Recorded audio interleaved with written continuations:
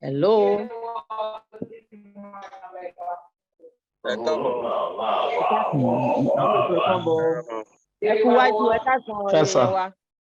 Good afternoon, everyone. Ṣàlàáfíà lẹ wà o. Àlàáfíà ni o. Olúwa ṣeun. So, it's 2:01 now. Bẹ́ẹ̀ni. Àwọn èèyàn á máa bá wa lẹ́nu ẹ̀. Mo hope pé gbogbo àwọn speakers wa ló ti wà around. I think so. Okay. Hello, everyone. Good afternoon. My name is Kumi Olumade. I hope I'm audible enough. Popularly known as the Yameto of Canada. I'm an award MC and Alaga Joko Alagaduro. I am a member of OPU Canada, organizing secretary for North America OPU,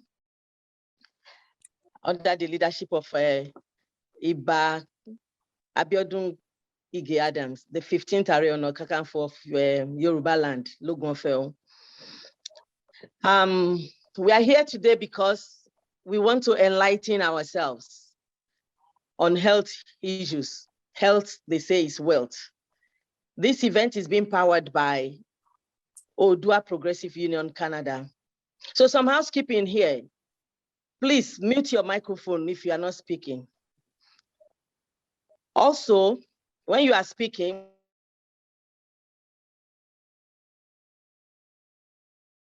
mute, ma.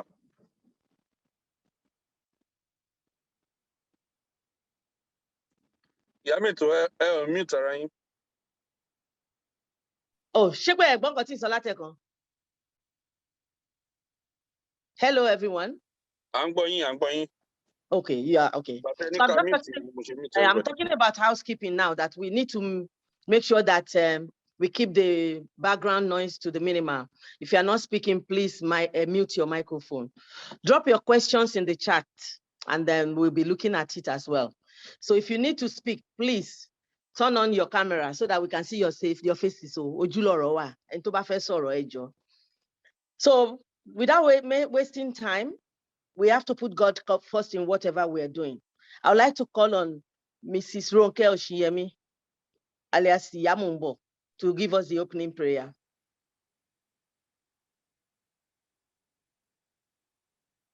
Mrs. Oshiyemi, over to you. She there?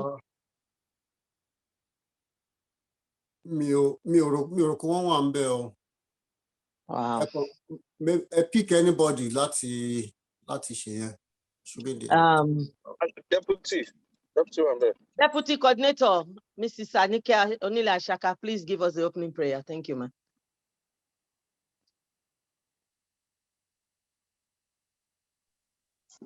Ní orúkọ Jésù. Amen. Ní agbára ẹ̀jẹ̀ Jésù. Amen. Father, we thank you. We give you glory and honor. We thank you for this event. We thank you for the Odua family for this gathering. And then we thank you for all our speakers, our facilitators. Thank you. And then thank you for the OPU that is doing this. We ask, Father, that you take glory. Father, we pray that you take glory, Lord, and lead us, guide us, and wisdom in the name of Jesus. And Amen. we make it a successful event, Lord, in the name of Jesus. Thank you. At the end, we will glorify your holy name. In Jesus' name we pray. Amen. Thank you. Amen. In Jesus' name, amen. So now we're going to go to the Yoruba National Anthem. Ishewa Funilewa, Yoruba National Anthem. Are we ready?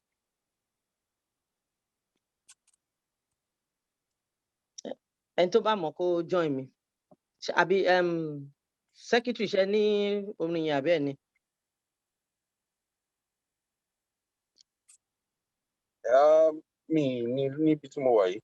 Okay. Ishewa Funilewa. Fún ilẹ̀ wa, Please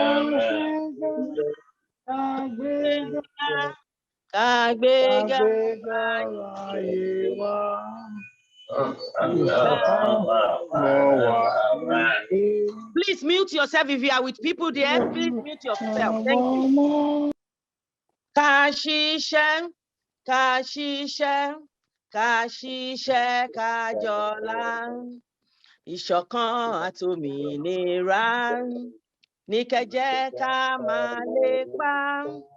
Tẹ̀síwájú fọ́pọ̀ ire àtòhun tó dára. Ọmọ Oòduà dìde bọ́ sípò ẹ̀tọ́ rẹ. Ìwọ ni ìmọ́lẹ̀ ògo adúláwọ̀. Thank you.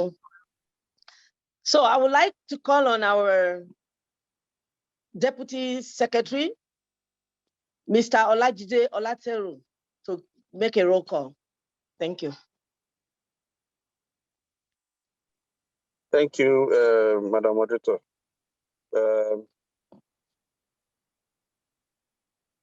In order not to take our time, because we have a lot of people on the platform and then we're still going to have more people, I would simply ask for a few people that are not using their names to probably just, or just to advise everybody to put in the chat their names.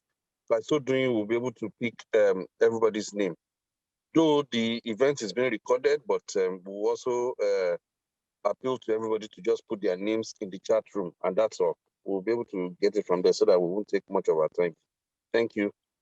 Okay, I'd like you to just try to drop a note on the forum of OPU to remind people that the event is going on. Thank you, sir. Okay, now we're going to go to the next item on our agenda. Welcome and opening remark by our OPU Canada coordinator, Mr. Olumide Fatwashi. Good afternoon. Good afternoon, everybody. Good afternoon, sir. I would like to welcome everybody to this program this afternoon. I would especially like to welcome our August speakers. Dr. Olabode Akiton, you are welcome. We really appreciate you coming to lecture us, give us some of the knowledge that you have to impart it on us. We really appreciate it, and we want to thank you very, very, very much. And I also want to thank Dr. Yemisi Bolaji. We appreciate you to putting aside everything that you have to do today to attend to the needs of our community. May the Lord continue to attend to your need as well in Jesus' name. And my own Dr. Remi Adewale, our member in OPU, we really appreciate you for being there at all time. Anytime we need you, you're always there. Out of your busy schedule, you've set aside this time to be able to impart knowledge in us. May the God continue to be with you all. And all our friends in OPU and other organizations who are joining us today. I know it's a program that we all enjoy, and it's a program that we all learn from. Mental health especially is becoming a pandemic in our community. And because of the stigma from where we come from, people don't want to talk about it. They don't want to hold up to it. They don't want to even, they are covering it.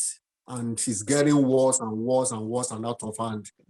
And this is the reason why we put this program in place, so that we can learn from it. We can know what to do. We can be free to talk about it and seek help when need be. I will not take much of your time because we want to keep to time, and we don't want this program to be more than 2 hours as we schedule. So I just want to welcome you all and enjoy the program. And I believe we all have something to take home today. Thank you so much. God bless.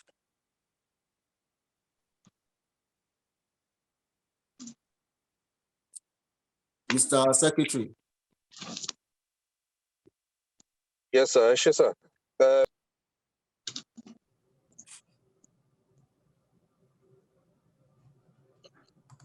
Hello, sir. Hello, ma. Hello. Yes. Yàrá ń káàṣì ẹ mẹ́jọ ẹ má bínú kódà mo ti gbàgbé mo kàn rántí. Oh, wow, okay, ma. Oh, wow, okay, ma. It's okay, ma. Okay, ma. Wọ́n ti bẹ̀rẹ̀ already. Okay. Ma. Okay. We'd like to introduce to you our speakers for today. They are bringing wealth of knowledge in science, in health to us. But I will be doing it one by one. I will do the introduction and then they will do their speech. So the first person to talk to us is Dr. Bolaji Yemisi on diabetes. We all know what diabetes, anybody, anyone sweet. And it's not about sweets alone. We are going to hear a lot about this now, and we'll be able to take good care of ourselves. Dr. Bolaji is a practicing family physician in Toronto. She graduated from the University of Ilorin Medical School in 1990. She completed a postgraduate residency training in family and community medicine at Sunnybrook and Women's Hospital, University of Toronto in 2004. She does primary care. She's a member of the College of Physicians and Surgeons of Ontario in good standing. She does peer review work for the College of Physicians and Surgeons of Ontario. Dr. Bolaji is also a member of the College of Family Physicians of Ontario.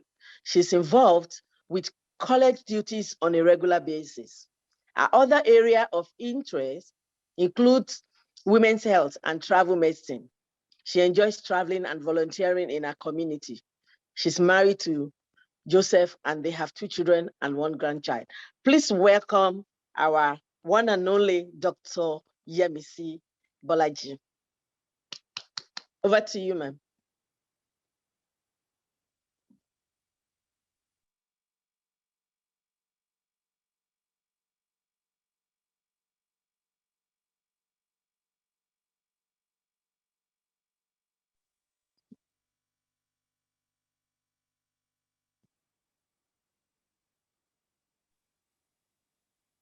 Dr. Bolaji, please unmute yourself, ma'am.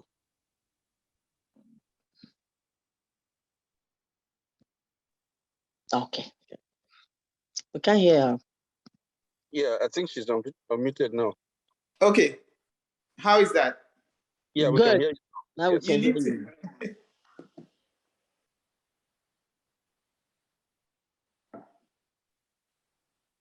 You need to enable me to share my screen, sir. Okay, okay.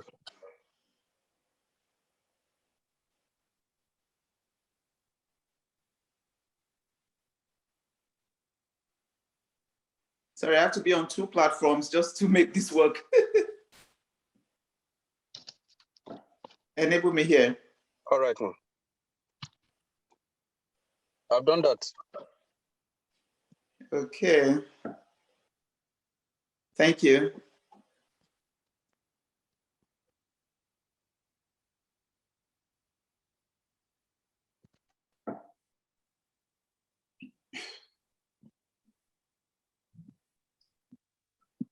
Yes, so I was just saying good afternoon, everyone. Good evening, wherever we are at, different parts of the world.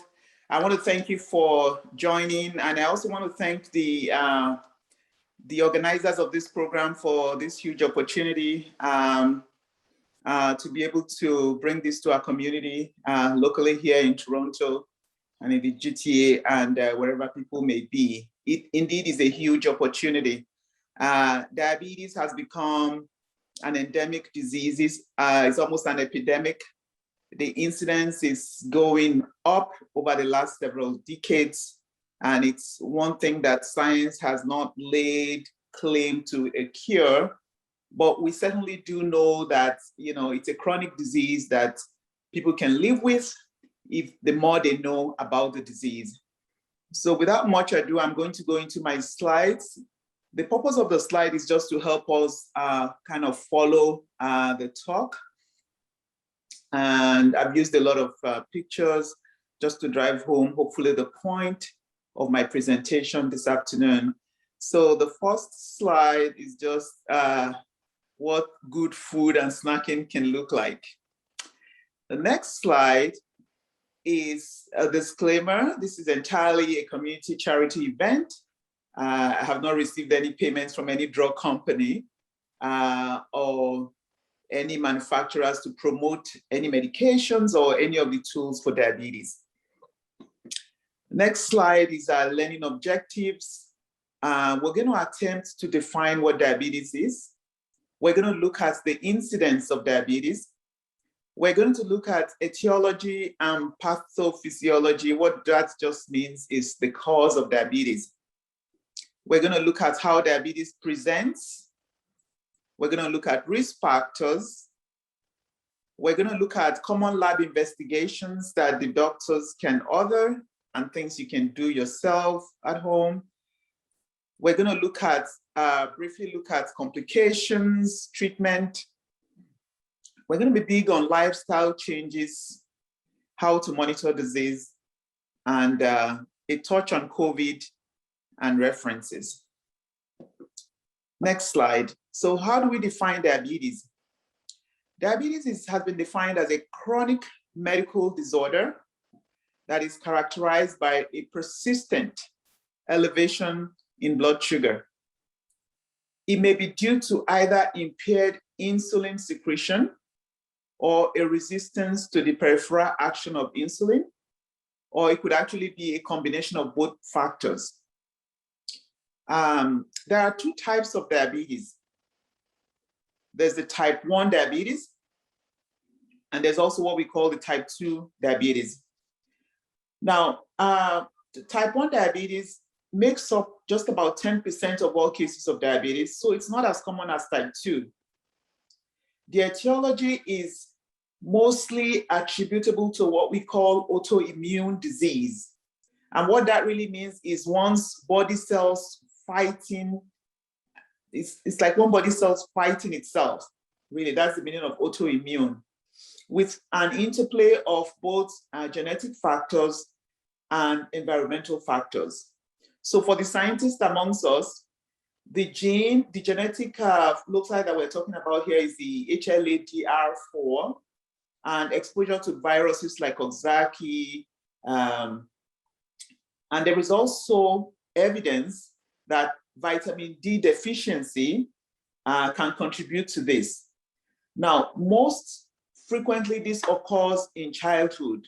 So if you hear a child, somebody below the age of 25 has diabetes and they are not obese, it's very likely that they have type 1. Now, what is type 2 diabetes? Type 2 diabetes makes up about 90% of all cases of diabetes. The age of onset is often above the age of 45.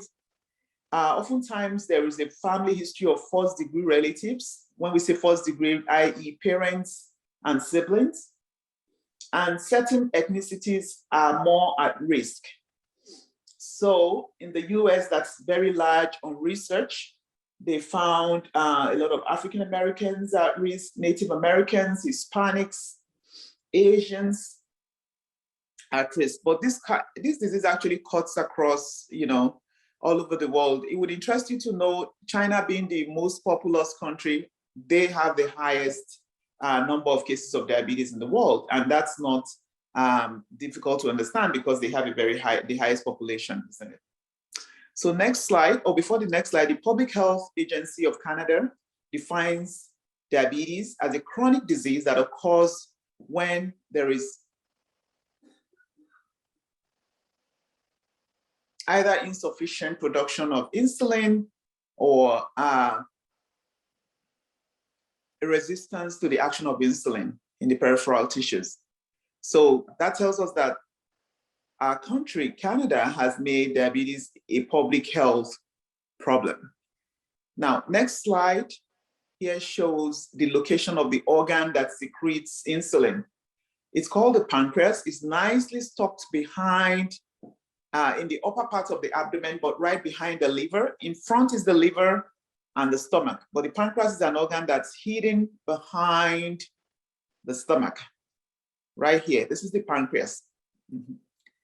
You see another organ here looking like it, but this is a case of somebody who was transplanted the pancreas. Normally, the pancreas lies above in the upper half of the abdomen, right behind the stomach and the liver. Next slide. Talks about the incidence of diabetes. When we narrow down to Canada, about 10% of our population here have been diagnosed with diabetes, and up to 29% live with either a diagnosis of diabetes or pre-diabetes, which we're going to get into later on in the presentation. There's some statistics about the US, and all over the world, we have 422 million people that have been diagnosed with diabetes. So it is indeed a very common disease. Now, again, this is a slide that's specific to Canada, and it just depicts some of the statistics that I have talked about. So overall, 29% of people in this country live with diabetes either as a diagnosis or in the form of pre-diabetes. And this is a graph that shows the incidence or the prevalence of diabetes by age group and sex. And as we can see, the incidence of diabetes, more than likely type 2, increases with aging. So when you look from age 45 and above, you see a sharp increase in the prevalence of diabetes. The next slide, again, depicts similar picture, the incidence of diabetes just going up with age. So it means this is actually a disease of aging. Now, the next slide talks about etiology, part of which I have talked about in the initial slides.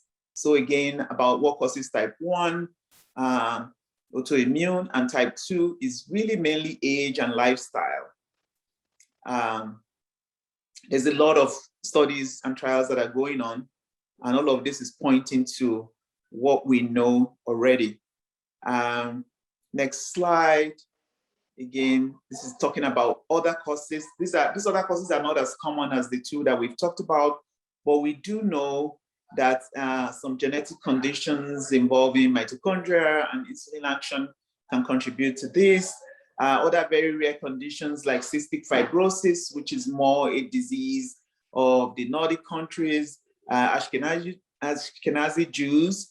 Some of the complications can be diabetes. Cushing syndrome, acromegaly, toxins, rodenticides, all of this can contribute to diabetes. Medications, some medications can do this, steroids, people who suffer some kind of disease conditions that necessitates them being on steroids for a long time. Some of them can have what we call the iatrogenic, meaning caused by medication. We do know that the state of pregnancy can predispose some people to diabetes as well. Now, what are the symptoms of diabetes? So the classic symptoms of diabetes, in the science world, we use big words, polyuria, polyphagia, polydipsia, but what that really means is excessive urination. Most people who are going to present with symptoms of diabetes will talk about, oh, they're just waking up several times at night to pee, and this was not them. This is a change in their pattern. And they find that they get thirsty very quickly. They're always looking for water to drink. And anytime they go out, they're always looking for the washroom. They have the continuous sensation of wanting to pee. And oftentimes they talk about an increased appetite. So they might say they're always eating, but despite eating, they feel tired, and they may actually be losing weight in the later stage. Also, because the blood is full of sugar, this reduces the immunity. So they have conditions that we call thrush, which is mostly just fungal infection, and that causes itching. Oftentimes people with diabetes may have trouble healing their wounds. So they have a minor cut and it just refuses to heal. Now, there's also eye symptoms. So when the blood sugar is high, they may have blurry vision. They may find that their vision is coming in and out and just suddenly getting better. So blood sugar being high can give those warning signals at the onset. Obviously, at the later stage of diabetes, there can be permanent damage to the eye. There's also symptoms of pins and needles, which in Yoruba we call paja paja, obviously there's many other symptoms of paja-paja. If you sleep wrongly and your hand is just in the wrong position for a long time, that can cause paja-paja, and you just shake it off. But with diabetes, they often complain about a kind of pin and needle sensation, mostly in the feet, and this can also be felt in upper parts of the body like the hands. So in the medical village, we call it paresthesias. Next slide is a case presentation. We're looking at Mr. O. He's a 52-year-old male, and he presents at his local walk-in clinic because he has no family doctor. He doesn't really like to see doctors, but when his body starts to tell him otherwise, he'll make his way to the clinic. So he presents with excessive drinking. He's been drinking lots of water lately, excessive urination. He's been waking up several times at night. He's gained a lot of weight through the pandemic season.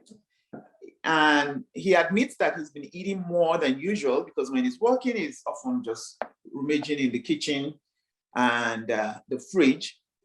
And so those are his concerns. And he said that maybe this could be diabetes. So he shows up at the walk-in clinic. So on further inquiry by his doctor, he admits to feeling tired despite all his eating and drinking. He's not on any medications, and he's been a fairly healthy guy prior to this. So his doctor examines him, and he found him somewhat overweight with a weight of 95 kilos and a height of 1.55 meters. So we have different tools of calculation that we use. Hopefully a lot of us in this medium are familiar with what we call the body mass index. Is a mathematical formula that looks at one's height and weight. And really the ideal body mass index, you want it to be as close to 25 as possible or below. That's a little hard to achieve, but if you're below 28, that's decent. But this guy is 39. Now, we can't change our height after a certain age, but weight is certainly something that can change very drastically with food and lifestyle. So his own body mass index is 39, the doctor found, and his blood pressure, 148/95. How many people think this is high? If you do so, please show me your reaction. 148/95. If you think this number is high, please show me your reaction. Say hi. If you think it's normal, Hi. you can say normal. Oh, thank you. Hi. Okay, thank you. His pulse is 82. What do we think of that pulse? Is it good? Is it okay? Is it bad? Is it normal? Any reactions to that? Okay, we'll make comments later. So his doctor also examined his body systems, listened to his heart and lungs and all of that, and those were fine. So other than the weight, the doctor didn't really, and maybe the blood pressure, the doctor didn't find any other thing wrong. So we look at this Mr. O's family history. His both parents are in their 80s. They live back home abroad. His mother was diagnosed with diabetes in her 70s. So mom fits into that demographics graphs that we showed earlier. He has a few uncles that have had diabetes and high blood pressure. He had an aunt that suffered a stroke and died in her 50s. In fact, she virtually just slept, and in the morning she couldn't get up. The husband noticed that one half of her body was weak, she was struggling, and before they got to the hospital, she had passed on. So he remembers at that time that they thought, oh, and maybe she had offended somebody in the extended family or something, but now that he looks back, he realizes that she must have had a stroke. Mr. O is married. He works in the IT, which is a very sedentary style job. He's at the computer all day. He has 3 grown kids that are currently at home because of the pandemic, and everybody just does their work at the computer. Mr. O is a non-smoker. He prides in that, but he enjoys his glass or 2 of wine on most nights. He will take a walk a few times a week. So he does some exercise, he says. And so the doctor says, okay, puts all of the history together and comes up with an impression, otherwise called an assessment. And this guy he has a classic presentation. Most diabetics actually don't have a classic presentation. In this part of the world, most times diabetes is picked up when people go for their annual physical, for people who avail themselves of that opportunity. And so they get their blood test and they find the sugar is somewhat high. So that's why we see a lot of prediabetes for people who avail themselves of that.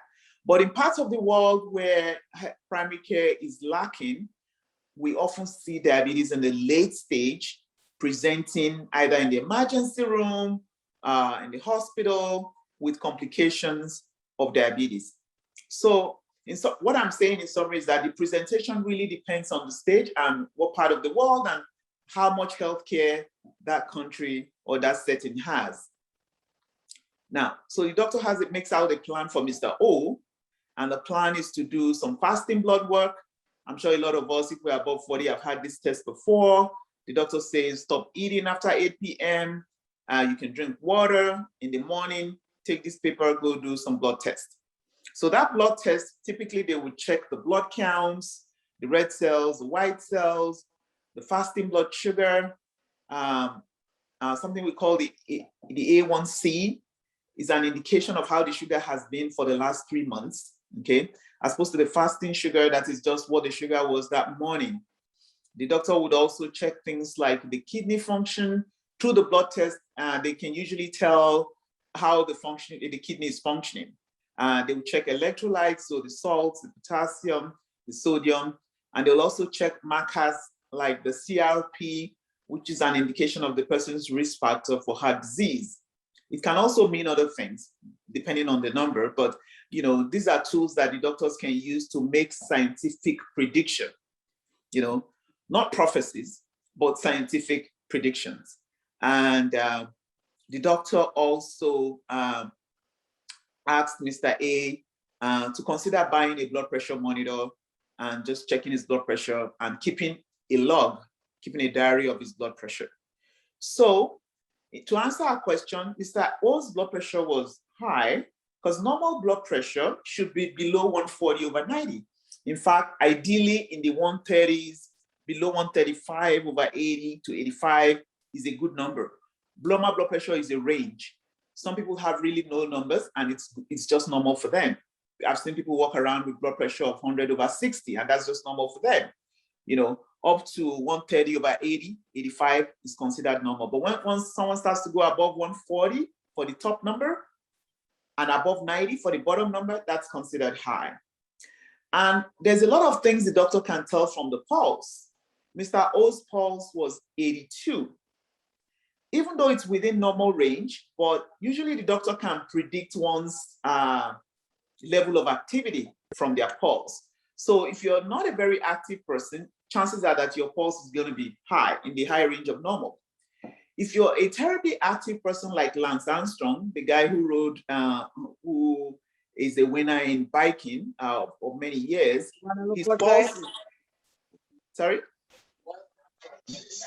his pulse is typically below 40, just because he's a very athletic person. So the summary is the more athletic you are, the lower your pulse. So next slide talks about the lab investigations, a lot of which we've already discussed. So again, the fasting blood sugar, the A1C, the electrolytes. You better behave yourself.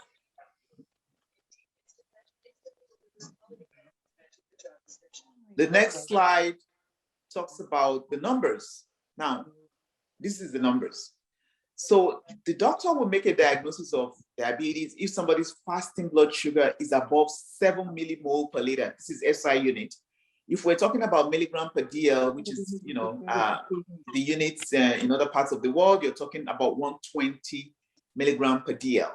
If somebody has that number for their sugar, they're considered diabetic.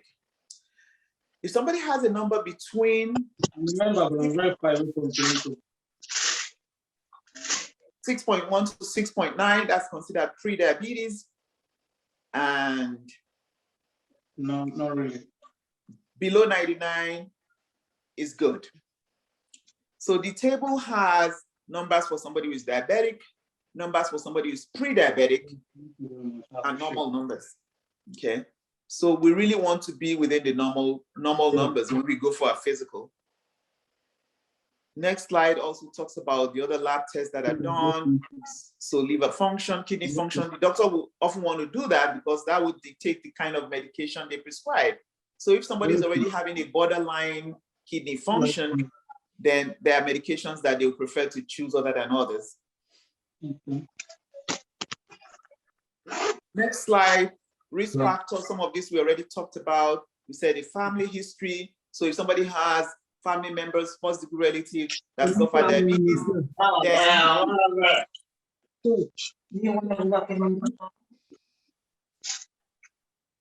they should know that that puts them at risk.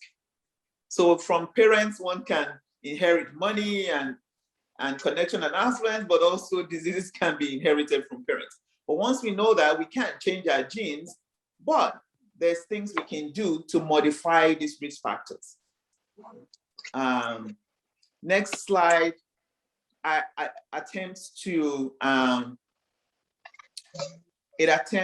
summarize the risk factors for diabetes.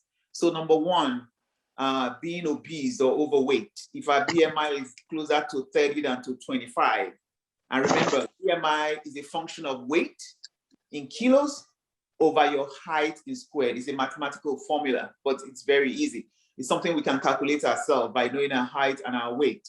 So if that number is getting closer to 30 than 25, then we know that we need to begin to do something about it. Unhealthy diet.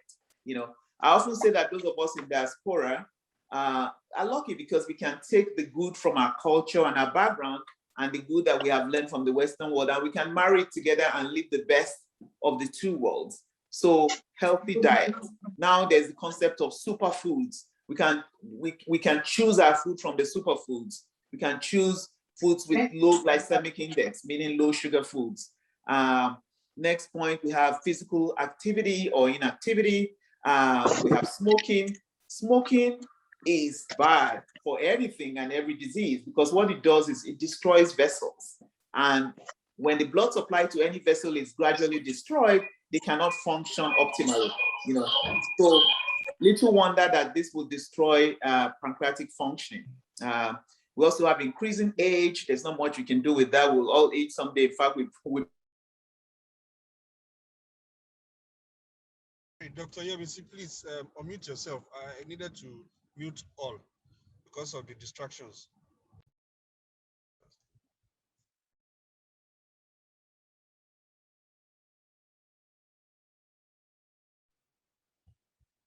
Dr. Balaji.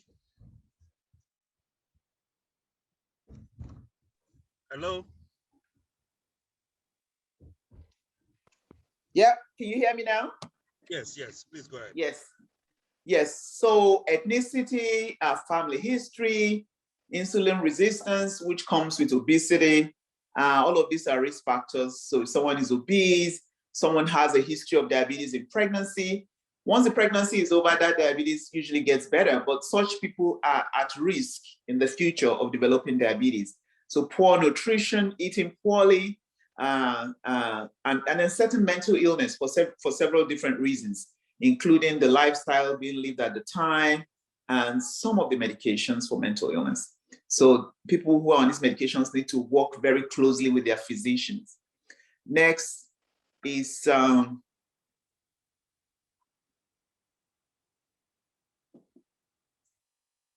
pie chart looking at some of these factors that we have talked about. These are factors that we cannot change. There's nothing we can do about our age or some illnesses that we have suffered in the past, but there's things we can do going forward. We can watch our weight, we can increase our activity, we can manage our blood pressure. Oftentimes with diet and with activity, we can manage cholesterol to a reasonable extent with lifestyle. Next slide is talking about complications of diabetes. So diabetes is a multisystemic disease. What does that mean? If left uncontrolled, high blood sugar actually destroys body organs. It destroys it, systematically and over time. So it affects small vessels of organs, and the scientists call that microvascular disease. It can also affect the large vessels. So what it does is it deposits the sugar and all the debris on the walls. Look at it, I would say like a pipe, the water pipe. If we've had a water pipe for years and we decide we want to change the water pipe, you know how rusted the inside of the water pipe can look? That kind of scenario is what diabetes does to blood vessels around the body. So you can imagine the vessels that are already very tiny, and this sugar is just laying plagues on the walls of the blood vessel. So eventually it's occluding blood supply and all the nutrition that the vessel is supposed to carry to the organ. It kind of reduces it. And so the organ dies a gradual, slow death and begins to underperform. So really this is how diabetes causes damage. So in the eyes, it begins to affect the blood supply to the eye, and eventually the organ is not able to function properly. And once the damage is done, the damage is often irreversible, okay? But before the damage is done, if the damage is not done and we keep the sugar under control, then we prevent the damage. Now, if some damage has been done, but we start our medications and we live right, then at least it reduces the progression of the damage. So for large vessels, the small vessels disease is the ones we have in the eyes, the kidneys, and also the nerves, because even the nerves are supplied by blood vessels, but they're very tiny, so easy to damage. And then the large vessels are the vessels of the legs. So you often find that, diabetics can have, they can have trouble with their legs, It usually starts with pins and needles sensation. But over the years, as the vessels get clogged up and it's not taking enough nourishment to the tissue, when they have cuts and wounds, because their nerves are not functioning properly, they don't feel those cuts like regular people. So you and I, without diabetes, when we have a little thorn in our feet, you won't do anything until you get that thorn out. But for a diabetic, it's different. They're not feeling it because their nerves are already going, so they can have like a thorn or even, a piece of foreign body, a piece of glass in their feet for days, and they won't even know that it's there. So it gets infected, and progressively gets worse, gets infected, and at the end of the day, if not properly managed, can lead to amputation. We also do know that the sugar can, clog up the vessels to the heart, and so they are more prone to heart attacks. It can clog up vessels to the brain. They're a little more prone to strokes. They're a little more prone to peripheral artery disease, and so even some trouble with potency, again, because the vessels supplying those organs are being compromised. Immune dysfunction is also another big thing for diabetics because they have a lot of sugar floating around. This affects the cells of immunity, so their ability to fight infection is lower than usual. Next slide is a pictorial representation of all these complications that we have talked about. So pretty much, looking at it, you can see that diabetes can really damage any or all organs of the body if left unattended. Next slide, we talked about ulcers. See, this is an early stage ulcer, and just see the progression. And diabetes can get to a point where the doctor says, you know what, I can't save this food, because even if we cut this pus and all of that, this wound is not healing. And they may get to a point where they have to cut out the whole foot, God forbid. But this is what happens with uncontrolled diabetes. Next slide is a big one. This is our management approach. So the management of diabetes has moved to what we call a multidisciplinary approach. It's not just about going to the walk-in clinic and getting my prescription if I am a diabetic. No, it's the best way to manage diabetes is actually a multidisciplinary approach. What does that mean? It means using many different professionals at one's disposal, which you can get in most diabetic clinics if you live abroad. So learning to live successfully with the disease. And we can do that if we partake of... Dr. Yes, Balaji, yes, you have passed way to the time has gone so far, and we still have a couple of speakers. I would like you to hold to just wrap up, and then during the question and answer time, you can answer. I can say some of this. Okay, thank you very much. So we're going to wrap up in like 30 seconds. This is a beautiful slide that I like. The Canadian food guide, it tells us how to eat, so our plate should be full of colorful vegetables for the most part, very little rice. We all love rice, but it should be very little, and a quarter of meat. Next slide, our ethnic foods that have been found to be good for sugar. We have the bitter melon, we have the, and the bitter leaf, which is a ewuro. And here we look at life changes. So exercise, fun things, dancing, all of that. Weight control, again, prevention, we've talked about this. Monitoring, glucometer is big, things you can do by yourself at home. And treatment, that can be discussed with your doctor. And big is this slide, you know, so lifestyle change, stress management, meditation, balanced living, social networking, you know.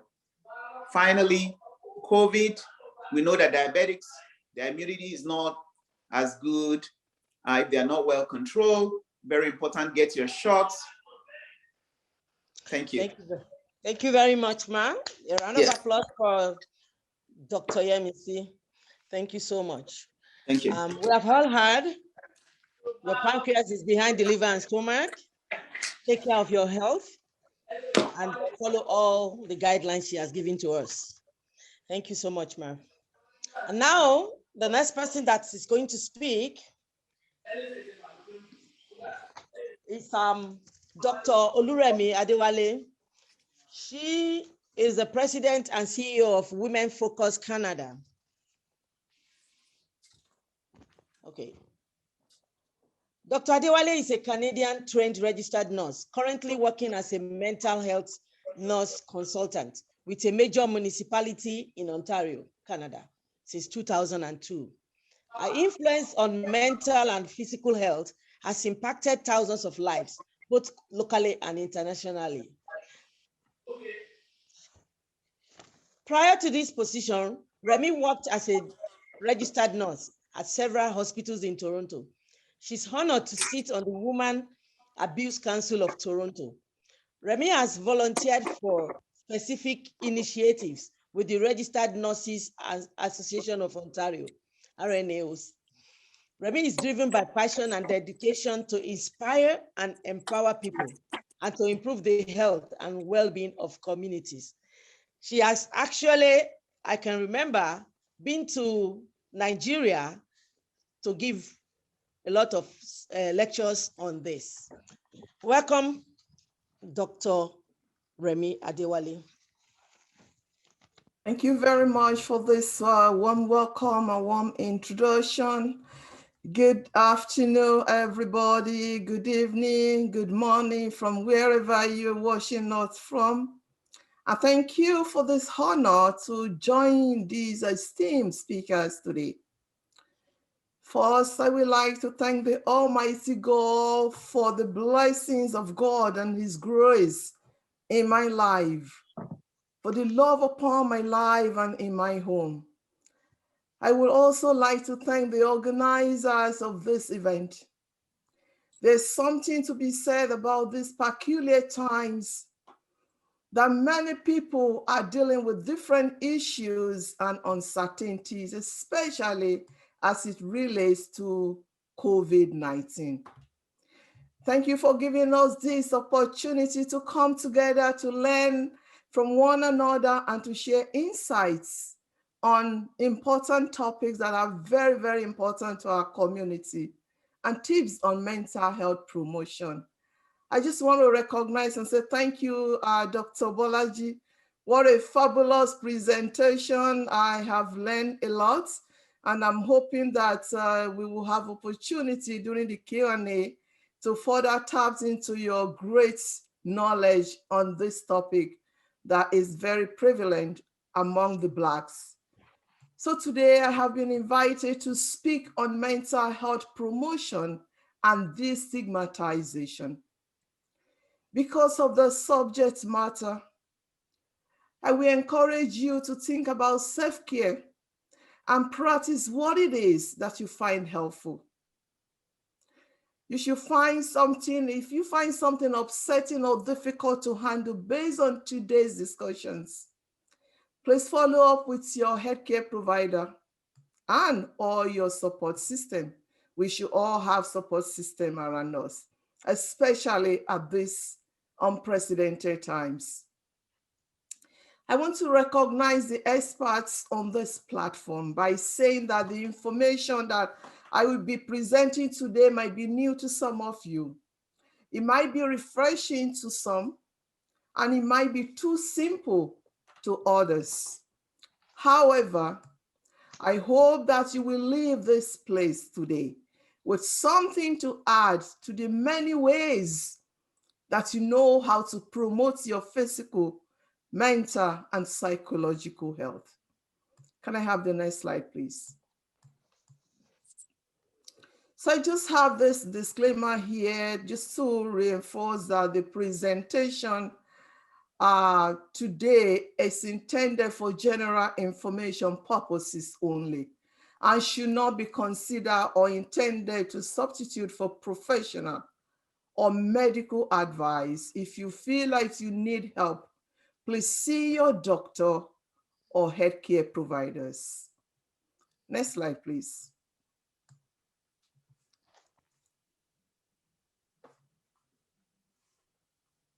Can everybody see the slides? Yes. Okay, wonderful.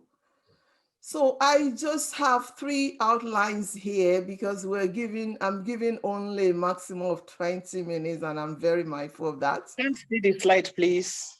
So that Can't see the slide. you cannot see my slide? Yes. Oh, okay. Let me work with my technical person here.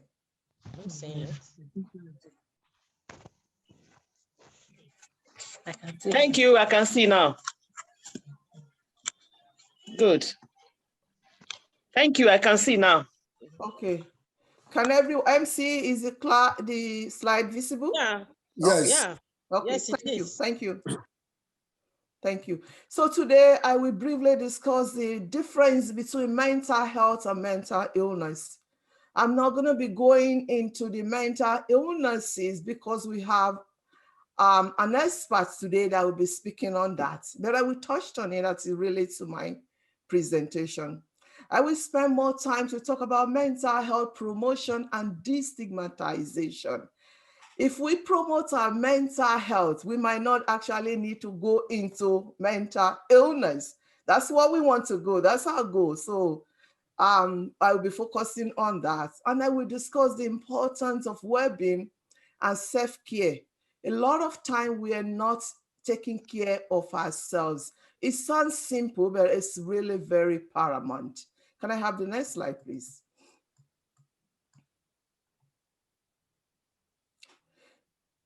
So what is health? If I were to ask us here, what is health? I'm sure we will have different definitions of health, and that's okay. But I just wanted to share with you how the World Health Organization describe health. According to WHO, World Health Organization, health is the fundamental human rights. It's a state of complete physical, mental, social well-being, and not simply the absence of disease. Many times we have 1 or 2 diseases that we harbor in our system at a particular time.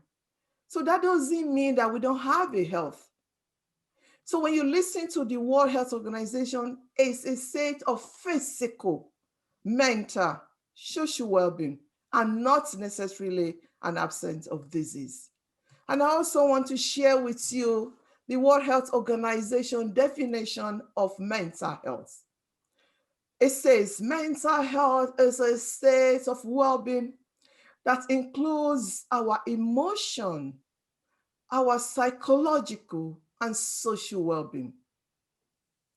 It is a capacity to feel, to think, and to act in ways that enhance our ability to enjoy life, to cope with normal stressors of life. There will be stressors in your life. As a matter of fact, stress is a normal part of our life. This presentation will not allow me to go deeper into it. I could have talked about the good stress and the bad stress. When we need the good stress, we need good stress, for example, when we're doing exams, it's a period of stressful. life and we want to do good. So we're motivated when we're doing good things. We have good stress. Marrying is good. You are having babies at good times, but they're also stressful. But today's presentation is not about that. I mean, to be mindful of time, I'm going to be skipping on that. So cope with normal stresses of life, be productive and contribute positively to our community. Mental health and well-being are individuals are shaped by many, many intersecting dimensions of our lives. We are all different. What shapes our mental health and well-being are different. We have different challenges. Mental health, however, is everyone's business. And every one of us can contribute to better mental health. Even if your mental health is good, they say something that is good can be better, right? So you can actually do something to make your mental health better. And I'm hoping that after today's presentation, you will make a conscious decision to do something that can enhance your good mental health to become better. So can I have the next slide, please? So for the purpose, so I know again, we will be going into mental illnesses, but I just wanted to give a brief definition of what mental illness is. We've talked about health. We got definition about mental health. What is the definition of mental illness? I would like us to be able to distinguish between those three definitions, and not only for ourselves, but when we live here, to be able to help our friends, our families, our church members, our community, to be able to make them comfortable, to know the differences between all these basic but important topics or titles. So mental illness is a medically diagnosable illness, but it can be difficult to clearly diagnose. Unlike physical illness, when Dr. Bolaji was talking about diabetics, he gave us simple examples, some examples, he talked about when your blood pressure is high. What is the normal blood pressure? He talked about when you are frequently going to the bathrooms, those are some of the signs of diabetic. Those are chronic illnesses that are easy to diagnose. Your doctor can tell you have high blood pressure based on one or two factors. But when it comes to mental illnesses, they're a little bit difficult to diagnose. I will hear later from one of our experts that will be talking about this. So mental illnesses are conditions involving changes in our emotion, in thinking and behaviors. And sometimes it would be a combination of one or more of those. It could be your emotion and your behavior. It could be your thinking and your emotion and your behavior. We will hear a little bit more on this one, I'm hoping, later on. So mental illnesses, I just wanted to say that mental illness ranges from common problems. And I will just mention a few of those common problems. An example like depression. What can you see for someone that is depressed? Again, I'm not going deeper into this, but it can be a period where you are feeling sad. A lot of people, when they're depressed, they're feeling they feel like there's hopelessness in them. They lost hope. They lost pleasure in most activities that were previously pleasurable to them. They don't want to do those things again. I'm mentioning this because it's important for us not to maintain our mental health, but also to be mindful of people around us. When you see someone that all of a sudden they're changing in their attitude and their behaviors, they don't want to go out, they don't want to socialize with people again, things that they used to do. I'm not saying we should be labeling them. We need to be mindful that we don't label people. But if we have opportunity or when they talk to us, we can listen to them and advise them to connect with their doctor or just be there to listen. Another example of a common mental illness is anxiety. When our body naturally responds to stress. But sometimes you might feel fearful, especially during COVID. A lot of us are very fearful. Apprehension about what's to come. We don't know if we're going to lose our loved ones. We don't know if somebody that we know is going to be impacted. We don't know if our jobs are secure. We don't know if we're going to have money to pay our mortgages. Those are things that can contribute to people's anxiety. And anxiety, when you are anxious, please check with your doctor. Maybe you might need some support. There are also some less common less common problems. These are also mental illnesses, but they are not that common. An example is bipolar disorder. And what do I mean by that? Is when you experience extreme mood swings that include emotion highs. You know, some people are superlative, happy all the time. You see those changes in you. And another example of less common mental health problem is psychosis. When you experience reality, that is different from other people, false beliefs.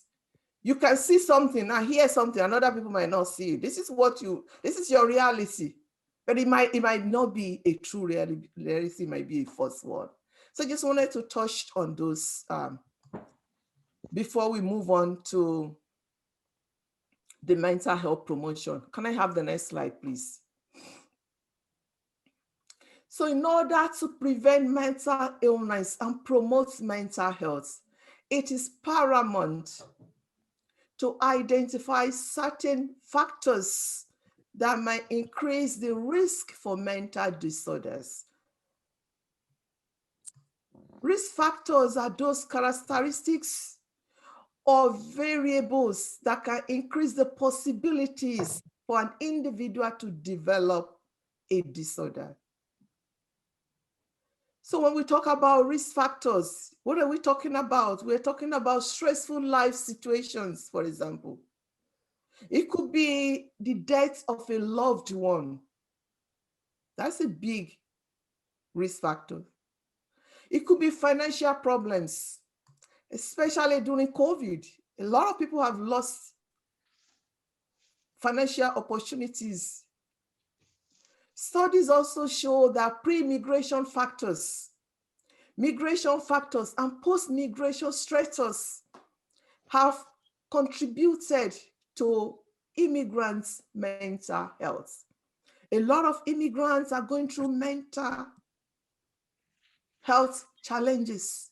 There's demand on us, on many of us that are first generation. We love our people at home. We know the situation. I'm not going to generalize that. It's only Nigerians that are on this platform. But permit me to say, for example, those people that are from Nigeria, those of us that are from Nigeria, we are here in Canada, but we're still thinking about the issues that affect people in Nigeria do affect us because we have families there, and especially finance, in the areas of finance. So those are some of the risk factors that some of us need to be mindful of. Can I have the next slide, please? So when we talk about mental health promotion, it is also important to talk about the impacts of stigma on mental health, as these impacts can contribute to the reduced probability of receiving treatments, which can result to the negative effects on recovery. I was glad when one of the OPU, one of the organizers, sorry, I can't remember who, initially mentioned stigma in the opening remark. I think it might be the chairman or one of them mentioned stigma. That is a big thing when we talked about mental health. So permit me to ask a few general questions to illustrate some points here. How many on this platform are comfortable to identify with a friend who is experiencing severe mental illness? You can just show some emojis. You can just tell me if you are comfortable. I like to see hands. If you could show some emojis. I'm not comfortable. Okay. Okay. So the truth is a lot of us are not comfortable, and that's okay to admit that, because we admit, and part of admission is for us to want to make a change. I'm going to ask you another question. How many here are comfortable to disclose to a colleague if a member of their family is experiencing a serious mental health problem? I'm not saying a minor one, a serious mental health problem versus a serious physical health problem. No one. Yeah.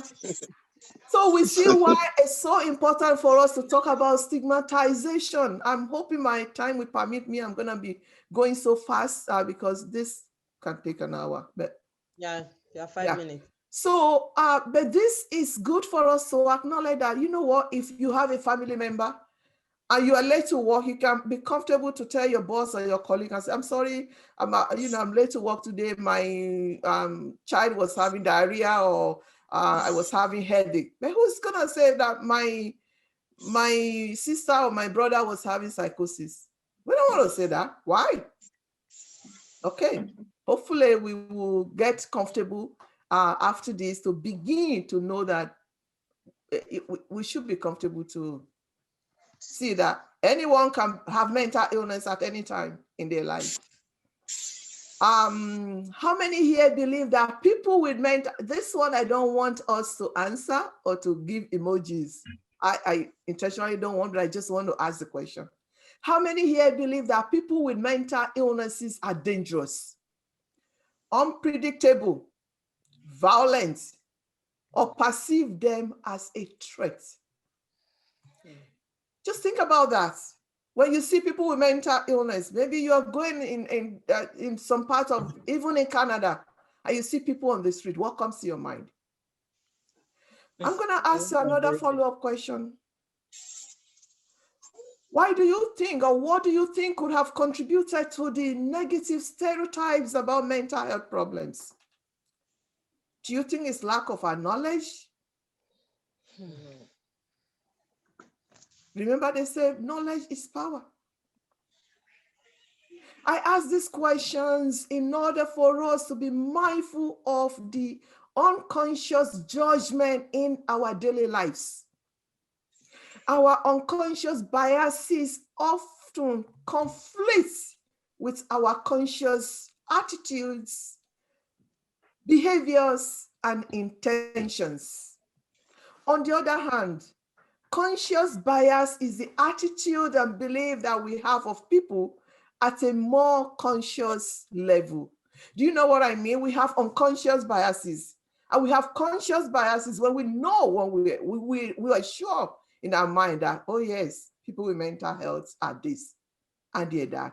But sometimes our behaviors and our attitude, we're not conscious of it. So I just want you to be mindful of that. And I'm going to ask you another question. I wish this is an interactive session, and I invite the OPU. This is great what you are doing. Next time, hopefully we can make this interactive. We can actually talk. We can actually do some experiential exercises. We can actually have people to ask questions about what they think and make people think about how they can make changes. When you hear about stigma, what comes to mind? These are questions that I want you to think about and reflect on when we leave this. What comes to mind when you think about stigma? I'm just going to quickly highlight a few things about stigma. Stigma is the negative stereotype, and stigma is different from discrimination. Sometimes we think they're the same. Stigma is a negative stereotype, while discrimination is the negative behavior that comes from the negative stereotype or the unfair treatment due to the person's identity, such as disability, mental disorder. It could even be based on your race, based on your gender, based on your ethnicity. You can experience discrimination. But stigma is the reality for many people with mental illnesses. And stigma associated with mental illness is a significant barrier to accessing healthcare and social services. To stigmatize someone, if you just want to live here today with one thing, it could be to stigmatize someone is simply to label that person or to see that person as inferior. You see somebody, you say, oh, that years ago, 20 years ago, when I was working as a registered nurse in the hospital, I can hear some nurses saying, oh, the patient are in room so with so, labeling them with their diagnosis. No, they have names. That is being stigmatizing. Okay. When we talk about stigmatization, it's not for those who are not in medical field. Even for those of us in medical field, we can still stigmatize people. So we're constantly reminding ourselves that these are human beings first before there's somebody that have association with mental illness. Nobody stigmatizes you when you have high blood pressure. The lady in room so with high blood pressure. We don't do that. Okay, Dr. Adewale, time is up. What? Sorry. Do I have a few minutes to round up? You don't even have, but we give you 1 minute to right now. Okay. I just want to just talk about 3 types of stigma. Stigma towards other is a negative stereotype and attitude towards people that we think are different. Self-stigma is when the attitude of others are affecting your feelings or actions. In a nutshell, is how you internalize. Self-stigma is how you internalize. You feel like people don't value you. And then there's secondary stigma. I talked about that. Is when you are being stigmatized based on your association with mental health. For example, if you have a family member that has mental health. And I just wanted to quickly talk about the side effect of stigma. I'm hoping during question and answer that someone will ask me about self-care, because I have a lot of tips on self-care that I think we should not leave here without taking that. So stigmatization, this is slide 8, have side effects, and some of them is the anxiety, depression, isolation. It impacts people's self-worth, self-esteem, confidence. It impacts people's feelings, and they feel ashamed and embarrassed about themselves. I'm gonna stop now. Thank you for this opportunity. Thank you so much, Dr. Remi Adewale. Mental health promotion, it's very, very important. Stigmatization as well. So it's something that we really gain from today. And during the question and answer time, you may be able to enlighten us more. Thank you so much, ma'am. Now we're going to go to our final speaker, Egunlatingbe Igbale. He's going to be talking about general mental health. Dr. Bode Akintan. Dr. Olabode Akintan is an assistant professor of psychiatry and behavioral neurosciences at McMaster University and the medical director of the Child and Youth Mental Health Inpatient Program and the Child and Youth Mental Health Emergency Services, CHYMES. He completed his psychiatric fellowship and residency training at the Shepherd Pratt Psychiatry Residency Program, University of Maryland. He joined the Department of Psychiatry and Behavioral Neurosciences at McMaster in 2008. In 2015, he was conferred 2 MBA degrees from Johnson School of Management, Cornell University, and Smith School of Business, Queen's University.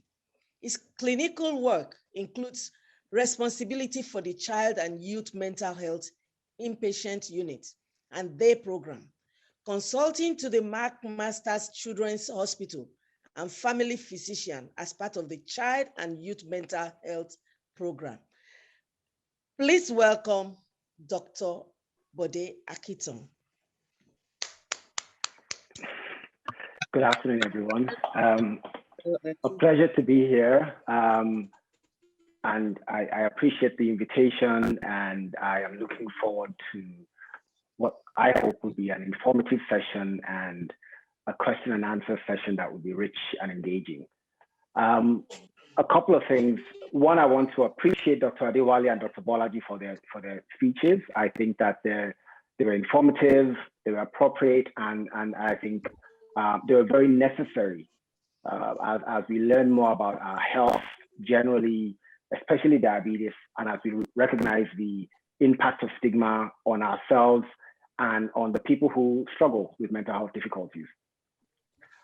I do not have slides for you. I was of the opinion actually that this was going to be more interactive, and so I came prepared to answer a lot of questions, recognizing that there's always a lot of myths and misunderstandings about mental health, and I'm happy to have those questions. However, given that the two speakers before me have given some very eloquent, well-prepared speeches, I will do my best to not disappoint by talking a little bit about what I know about mental health difficulties. I do want to offer a disclaimer, and that is that the information that I'm providing will be general information. I might get into some specifics about mental health difficulties or specifics about diagnosis, but this is generally about educating ourselves and providing information that will be helpful and perhaps may prompt individuals in the audience to either ask more questions or to try to determine if in fact they require further assistance. And if you do, I would certainly, fortunately, everybody in the audience, as far as I can tell, is living in Canada, and they may or may not have a family physician, but at least they'll have access to healthcare. And so if anyone feels that there's any information here that resonates with them and they want to pursue perhaps further assessment, further evaluations, please feel free to raise that with your family physician. And I would encourage that you do that and not consider this professional advice that I've provided to you. So having said that, I think one of the things that's important is that we're about 38 people on this forum. And that means that without question, there is somebody in this forum with depression. There is somebody on this forum with anxiety. There is somebody on this forum with ADHD. There is somebody on this forum with mental illness. There is no question about that. And so that should remind us of how ubiquitous mental health difficulties are in our society. We're all, to some extent, either directly or proximally, and by that I mean somebody next to us, somebody close to us, has a mental health difficulty. And earlier when Dr. Adewale was talking about stigma, it was resonating with me because I do recognize that there is a lot of stigma to mental health. And I hope that the conversations today will help soften that. We are not going to solve mental health stigma problems today. What I'm hoping is that we can have a conversation that's rich and that is worthy of the cause that we're talking about. There is an often cited number, 1 in 5 people have a diagnosable mental health difficulty. That is based on the Ontario Child Health Study, which was originally done in 1983 and then repeated and much more robustly done in 2014. I happen to know members of that study group. They were at the Offord Center at McMaster, so I have had many conversations with them. And what they thought was going to be a change from 1983 really wasn't a change. And so 1 in 5 people have a diagnosable mental illness should tell us something. It should tell us that it's around us. And that's why I led with saying that here on this forum, you have somebody with anxiety, with ADHD, and perhaps other conditions. There are multiple factors that influence the onset or the development of mental health difficulties. And because I'm kind of ad-libbing this, is it okay to just mute the other microphones? I'm getting a lot of noise feedback. Send it in. So there are a number of factors that influence the development and the perpetuation of mental health difficulties. And we're going to talk a little bit about some of that. Another thing that I do want to stress, though, is that the presence of symptoms alone, so having symptoms of mental health difficulties, doesn't suggest that you have a mental illness. No different than having chest pain, meaning you have a heart attack. You can have a symptom of a condition without having that condition. And you can have a headache without having a stroke. You can have fatigue without having cancer or any other debilitating chronic illness. The point here being the presence of a symptom itself does not the diagnosis of the illness make. What you need is the presence of a symptom, severity of the symptom, and impact in your function in order to call it a disease. The term disease, I think historically it's a French term and just means the lack of ease, the absence of ease. So you are not at ease. And so it isn't simply the presence of a symptom that we have to be concerned about. It is the inability to function optimally. I'm a child and adolescent psychiatrist, and I love my job. I am very fortunate to have been trained to do this, and I think I have the best job in the world. But that's just me. What I will say though is that what I get to see though is the beginning of mental health difficulties in our most vulnerable population. And so today I'm going to speak not just about some specific illnesses, but about the myths, because I'm talking to a predominantly Nigerian audience, predominantly, in fact, entirely Yoruba audience. I want to speak to some of the myths that we have as our culture, as part of our society, that were developed in a healthy way, I'm sure with good intentions, but that I think over time have impacted us and have impaired our ability to be effective, either as parents, caregivers, or as recipients of mental health treatment ourselves. So today we'll talk about I'll just talk about some of the major mental illnesses that I see in my practice, and then we'll dig down into a few specific ones. So common diagnoses that I have to deal with are things like ADHD, anxiety disorders, depressive disorders, bipolar disorder. Some parents here may have heard about oppositional defiant disorder, substance use disorder, and by that I mean cannabis use, alcohol, other recreational drugs, eating disorders, autism. These are things that I suspect that everybody, at least most people in the audience, may have had some exposure to, if not direct involvement with. So I'll probably talk about ADHD, talk a little bit about depression, and talk a little bit about anxiety, because they are probably by far the ones that I have to deal with the most in my outpatient clinic. But because I work primarily in an inpatient setting, I often see severe mental illness. So schizophrenia, bipolar disorder, suicidal children. Oh, and then I'll speak a little bit about self-injurious behavior, because I think that for many parents, it's very distressing to have a child engage in self-injurious behavior, to have a child talk about suicide, and to not understand how to support them, how to engage them. And I think that for many parents, that can be very distressing, and there's a lot of kind of helplessness that is born of that. So ADHD. ADHD occurs between 4 to 5% of our population in children have ADHD. And what that means, because this number may sound arbitrary, but what that means is in every classroom in Ontario, where you have at least 20 kids, you have one kid with ADHD. And that kid may be yours. And there are many myths around that. So when you see a kid with ADHD, often at work, we would require that they have hyperactivity, impulsivity, and inattention. And again, I want to apologize that I don't have slides. I'm ad-libbing this, and so, but I'm happy to answer questions about this. I do this every day, but I know that for many of you, some of this information is new, and perhaps visual prompts would have been helpful. Unfortunately, I didn't have them prepared. So we'll talk about ADHD. 4 to 5% of our population of children have it. Hyperactivity is when you are very, very active, the onijo ones in the class. And what is interesting, what is especially fascinating about ADHD is I gave a talk a couple of years ago to at a psychology conference, and I shared with them that I went to school in Nigeria. I went to primary school, I went to secondary school, and then I went to university, and nobody in my class had ADHD. Nobody in my school had ADHD. And I started, and I kept quiet. And then they started to laugh because they realized that I was being provocative, but actually what I was saying is nobody was diagnosed with ADHD. Since then, my classmates from school I had 3 of my classmates from school in my class have come to tell me their kids have ADHD. Their kids are being treated for ADHD. And what I remember about these 3 kids was that well, now they're grown up, they're in their 50s. When we were in class, when we were in school, they were the Onijobons. There was no assembly in the morning where they didn't get beaten for doing something or the other. And we just thought they were troublemakers.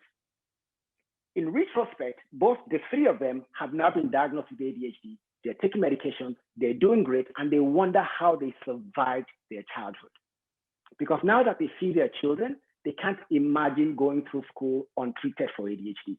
So everybody in this audience had a classmate who had ADHD. So when we talk about mental health difficulties not existing in Nigeria, we are lying to ourselves. They were there, they were in front of us, we just did not call them that. They were the Onijobons in our class, but they were not Onijobons. They were struggling, and they were probably working twice as hard as we were, who didn't have ADHD, because that was what they needed to do to get by. And I think that's important. So it isn't a typical boys will be boys, you know, there's a kid who's active. You expect a child to have some level of hyperactivity. There's a part of the brain, the frontal part of the brain, which is the part that kind of is the brakes. We call it the area for executive functioning, the prefrontal cortex. But what it really is, it's the adjudicator. It determines what you should do and what you shouldn't do. It's like the brake system of the brains. And so it's the last part of the brain to grow, to develop. And so normal development would mean that you are going to struggle with that element of your brain early on because it's not fully developed. And this area of the brain actually develops over time up until your early 20s. So when you see a 5-year-old, you're not going to tell a 5-year-old to sit in front of a classroom and speak and listen to a 1-hour lecture, because you know that they can't, because that area of their brain doesn't exist in its full capacity to allow them to tolerate that. Okay. When they, I beg your pardon?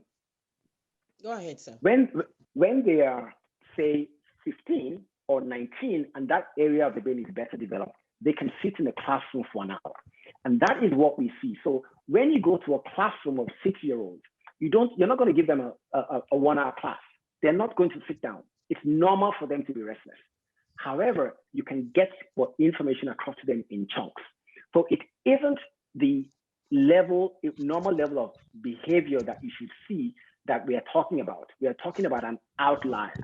When I talk to parents, I say to them, if I had a glass into your child's classroom and I see all the kids sitting, would your child stand out? Would your child be the one that the teacher has already said, John, go to the back of the class? Or Shegun, you need to come and sit right by me, because they cannot function like every other kid at their age. So it is a developmental identification. When you are acting above and beyond what would be expected with your cohort, with your age cohort, that's important. And I think that we need to think about that when we are looking at our child. If the teacher is saying, let me use a Nigerian, Femi is causing a lot of difficulty, usually the teachers are the first to pick it up.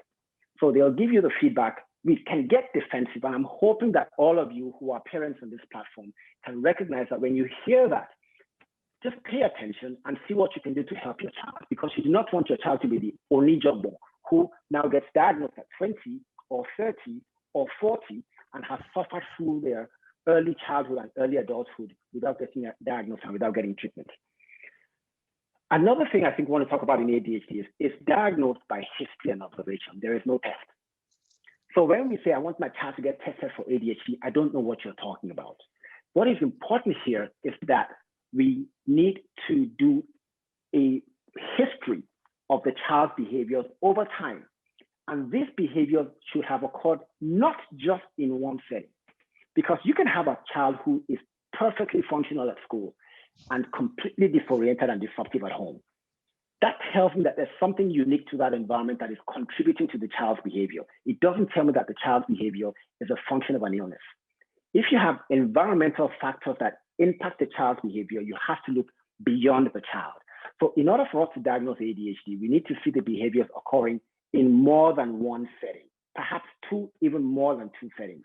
That tells us that the behavior is pervasive. It is happening across the board. And that's important for diagnosis. So like I said, there are no tests. We often will give them questionnaires. There are a variety of them. I'm not going to go into the details. We have the Conners scale. We have a variety of them, but I don't think it's necessary for this forum. Just recognize that if your family physician is concerned about your child, they might do the test assessments themselves. They might do the questionnaires themselves, or they might refer to a pediatrician to do those assessment tests. And that is often how we'll make the diagnosis. When you have a child that's hyperactive, it is also important to think about, and again, this is not your responsibility. Your responsibility as parents is to ask the questions. Take the child to the doctor. The doctor will now do something called, in technical jargon, we call it a differential diagnosis. What that means is, what else could be causing this? So you have a hyperactive child. The hyperactive child could be hyperactive for a variety of reasons. It could be because they have a hyperactive thyroid. When you have your thyroid function high, it causes you to be hyperactive. If you have depression, some kids, depression is with aggression and with impulsivity. Some kids with anxiety express the anxiety with hyperactivity. I would often say to the parents of my children, of the patients that I treat, if I'm acting restless and just a bit nervous in a session, and they're like, what is wrong with that doctor? He's so hyperactive. He must have ADHD himself. If at the end of that interview, I said to them, I'm so sorry that I had to rush. My wife is in surgery 2 doors down. All of my behavior during that session would suddenly make sense. And they wouldn't think I have ADHD. They'll just think I'm an anxious doctor whose wife is in surgery. So I think it's important to rule out non-ADHD potential contributors or reasons why that kid is presenting that way. That is the doctor's responsibility. Your responsibility as a parent is to take them to the doctor. Be mindful and recognize that something might be going on. It is better to err on the side of caution than to assume that somehow we have an inborn resilience as Nigerians that makes us immune from mental illness. That is a myth, and I hope that we can start to slowly break that down. There's another technical word I want to use. It's called comorbidity, and I apologize for these technical terms. If I had come better prepared, I'll probably have written them in easier terms. Comorbidity speaks to what else could be going on in addition to ADHD. And that means, you can have high blood pressure and a rash. You can have diabetes and a broken arm. Like, you can have more than one condition. You can have alcohol use disorder and you can have depression. So the idea of having comorbidities means that you might treat one condition and still have another condition untreated. However, treating one condition can help you clearly determine what else is going on. And that way you know what you need to do. The common comorbidities for ADHD are things like anxiety, oppositional defiant disorder, depression, bipolar disorder. We see that quite often. ADHD is supremely easy to treat. In fact, if a kid comes to me and all they have is ADHD, we have wasted the medical health system, because it is difficult to get to see me because there's a long wait list. So if you have waited 6 to 9 months to see me and you have only ADHD, you have been deprived of good care because your family doctor should have made that diagnosis and treated you. And I think that's important. So it's the comorbidities. It's when it gets really, really complicated, when there are so many different things going on, that is when I would expect to be able to see that kid, because then at least I can offer some expertise that can be offered by the family physician. Risk factors. So here's the risk factor. Remember, I told you earlier that I have friends of mine whose children have ADHD. It is a highly heritable condition. If you have ADHD, your child has almost a 70%, if both parents, for instance, have ADHD, almost a 70% chance of getting ADHD. They're likely to be at risk of having ADHD. So for those of us who were only jogbos in school, you probably are going to see your kid like you and say, oh, Ofi Jomini. Well, yes, but you struggled. You were getting beaten in assembly every day. Why do you think that is something that your child will want to emulate? So even if your child isn't getting beaten at school here, they are struggling at school. And I think that's what's important to recognize. And I would hope that we can think about that and recognize that. I say this when I give talks. We survived in spite of our childhood. We are not great or successful because of our childhood. We often say that, and I think that's a misattribution bias. We made it through our childhood, because for everybody in this audience, we have a friend who succumbed, either death by whatever means, suicide, or other means. We have a person who struggled with substance use. We have a person who didn't succeed or who didn't meet their full potential for a variety of reasons. So we survived it. And so this resilience that we believe that we have, I think is a myth. I think we do have resilience, no question. I think we all have a measure of resilience, but I think we misattribute the resilience. And if we are honest with ourselves, we'll recognize that we have made it through our childhood in spite of that experience. I think that's what's important. It just occurred to me, and I thought it was important that I mentioned that. To round up ADHD, let's talk about treatment. As I said earlier, it is one of the easiest things to treat. But there are myths about the treatment. So we treat it with stimulant medicines. They're effective, they're relatively safe, and I'm not saying relatively to be coy. Every medication has side effects. But as far as side effects go, if you think about the risks of the medication and the benefits of the medication, it's not comparable. These are medications that are going to work 80 to 90% of the time. We don't have antibiotics that are that effective. Like it is unfathomable that a child will struggle with ADHD and we would not treat them because we have all these worries that they will get addicted to the drug. I don't want my child to be a zombie. All legitimate concerns. However, if the medication is appropriately prescribed and the diagnosis is appropriately made, those are going to be mitigated to a very, very large extent. I am not treating anybody's child here. However, I would say that if you have concerns about your child's behavior, either in the classroom or at home, and they get assessed and a medication is recommended, it is appropriate that you ask questions. It is appropriate that you do your research. However, ADHD is one of the easiest to treat conditions in medicine, not in child psychiatry, in medicine. So it's important that we have that at the back of our minds. Yes, I will concede that there has been an overdiagnosis. Yes, I would concede that for many university students, perhaps there's a bit of a pandemic, or actually I use that word inaccurately, epidemic of using ADHD medications, because what these medicines do is that they actually would work on all of us. Because of how they would work across board. So for people who struggle just a little bit, who haven't reached that level of impairment that would require that they're treated, they might go to their doctor, lead off their symptoms, because again, there's no test. So it is when you answer a bunch of questions, you can get the medication, and if it optimizes your performance. If I'm a university student and you tell me there's going to be a drug that would help optimize my performance, help keep me awake, and help make me focus, are you kidding? And it reduces appetite. So for many of our people who might feel it's going to make me lose weight, there is a likelihood that you're going to defer and say, I want that medicine. A good diagnosis is important. The treatments are effective. Please ask your doctor if this is a concern of yours. I won't go into the medication specifics, and I think that's a digression from here. But most medications are safe. The risk of addiction is low. The risk of not treating ADHD is high.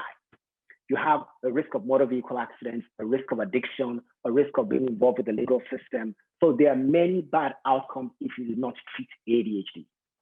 So treat ADHD, save your child the Onijogbo moniker, and just get ahead. Depression. By the way, how am I doing with time? I apologize. Again, I'm just going off the call, so I don't want to overrun my time. How am I doing? I beg your pardon? 2 minutes. Oh, 2 minutes. Okay. Let's talk about depression. Depression is common. About the same prevalence. About 5% of our population has depression. The thing about depression, again, it's not sadness. It's not just sadness. Sadness is, I lost a member of my family. I failed an exam. I lost a child. That is profound sadness. That is grief. That's okay. And I mean okay, as in it is okay to be sad in those conditions. It is legitimate to be sad in those conditions. when we get into the spectrum of depression is when the level of sadness, the changes in appetite, the impact on sleep, the impact on functioning, the inability to concentrate, the contemplation of suicide, when those things happen and they persist for a period of time, causing you functional impairment. And by functional impairment, I mean you can't go to work, you can't care for your children, you don't take care of your house, when you are actually unable to function, that is when you have depression. Now, when we have conversations and say things like, I'm depressed. Yes, but that is not major depressive disorder. Like with ADHD, depression is also heritable. A parent with depression means that their child has a risk of depression. And we start to see depression very early. I have treated, I think the youngest kid I've treated that I would say had bona fide depression was probably 11. And people will say, how can an 11-year-old have depression? What are they depressed about? Depression is not a reaction to something. Depression is an illness. Nobody would say, what do they have diabetes for? How much sugar do they eat? Like, so you have to recognize that there are certainly things that cause you to be more likely to have the condition, but they do not give you necessarily the condition. With depression, I've mentioned the things that we're looking for, sleep, appetite, concentration, things like that. Depression can be treated. In ADHD, I mentioned that the medications are effective. We also have behavioral interventions. In depression, behavioral interventions, at least for mild to moderate depression, we have behavioral interventions, that's therapy, cognitive behavior therapy, interpersonal therapy, supportive therapy, there's all kinds of counseling. Talk to your doctor, talk to your therapist, determine the best one for you. Therapies work, very effective for mild to moderate depression. In fact, I would say equally effective as medication. There's growing data now that we need to augment with medication, but I would say definitely, I never prescribe medication for depression if you're not in counseling, never. That is my practice. Other people may practice differently. I'm speaking about myself because I recognize the value of counseling. I'm going to speak a little bit about anxiety because I think it's kind of co-occurring with depression quite often. Anxiety is also prevalent, in fact, very, very prevalent. The challenge with anxiety is that we don't call it anxiety. I have friends of mine who say things like, I never go to a house that has a dog. I'm like, okay, you're apprehensive about dogs. No. I don't even like talking about dogs. That's phobia. That isn't just a quirk. You have to recognize that there's a level of worry that is protective. It's okay to worry. When your worry impairs your function and you do extraordinary things to avoid the worry, then perhaps it is a disorder. And so things like anxiety are very, very common. The treatment for anxiety, similarly to depression, is counseling, cognitive behavior therapy, interpersonal therapy, depending on the specific anxiety. Now, anxiety is a spectrum illness. There are many kinds of anxiety. There's social anxiety, generalized anxiety, a variety of things. There are other things, though, that before we used to think that they were anxiety, but they're not really purely anxiety. Things like OCD, things like PTSD. Many of us experience trauma in our childhood. Many of us experience trauma in our childhood. But I want to say one thing, and I know that I probably have like 10 seconds left.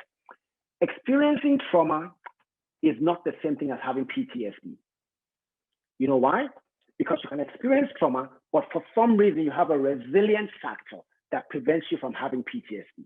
So many of us have experienced trauma, but not all of us have PTSD.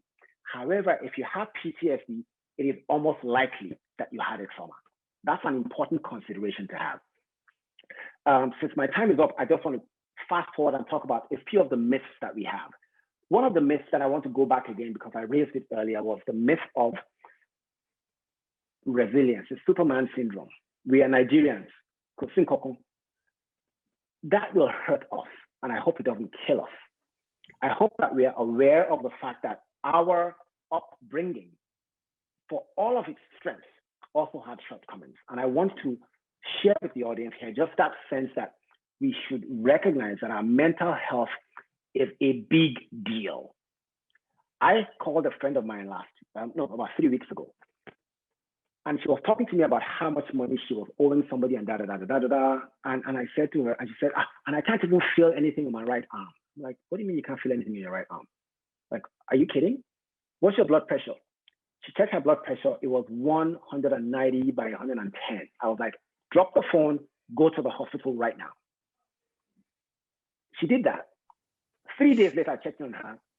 I asked how she was doing. I'm not sleeping. I'm thinking all the time. I haven't gone to work. I haven't gone out of my house in 2 weeks. She has depression. Anyway, I thought to share that because I felt like we don't talk enough about mental health difficulties. We talk about medical issues. I told her to go to the ER. Now she wasn't suicidal, so the risk of her going to the need for her going to the ER is low. She's in Nigeria, so I don't know what resources exist. But I just wanted to share that because I think that there's a lot of emphasis on medical health and not enough on mental health. I apologize for not having slides. I apologize for not preparing better, but thank you very much for taking the time. Thank you very much, sir. Let's give him a round of applause as well. We have all heard mental health, mental illness. It's not, 30 minutes is not enough time to talk about it. It's a very broad health issue. And I believe that we have all gained something today from what each of our speakers have spoken.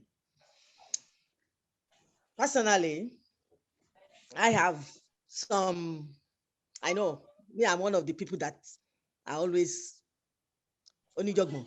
Even they label me Fumi Onijogmo. So I know what you're talking about. Anyway, we thank everyone who have spoken today, all our speakers. You have done well. We have gained a lot from what you have told us. And I believe we have few people with questions.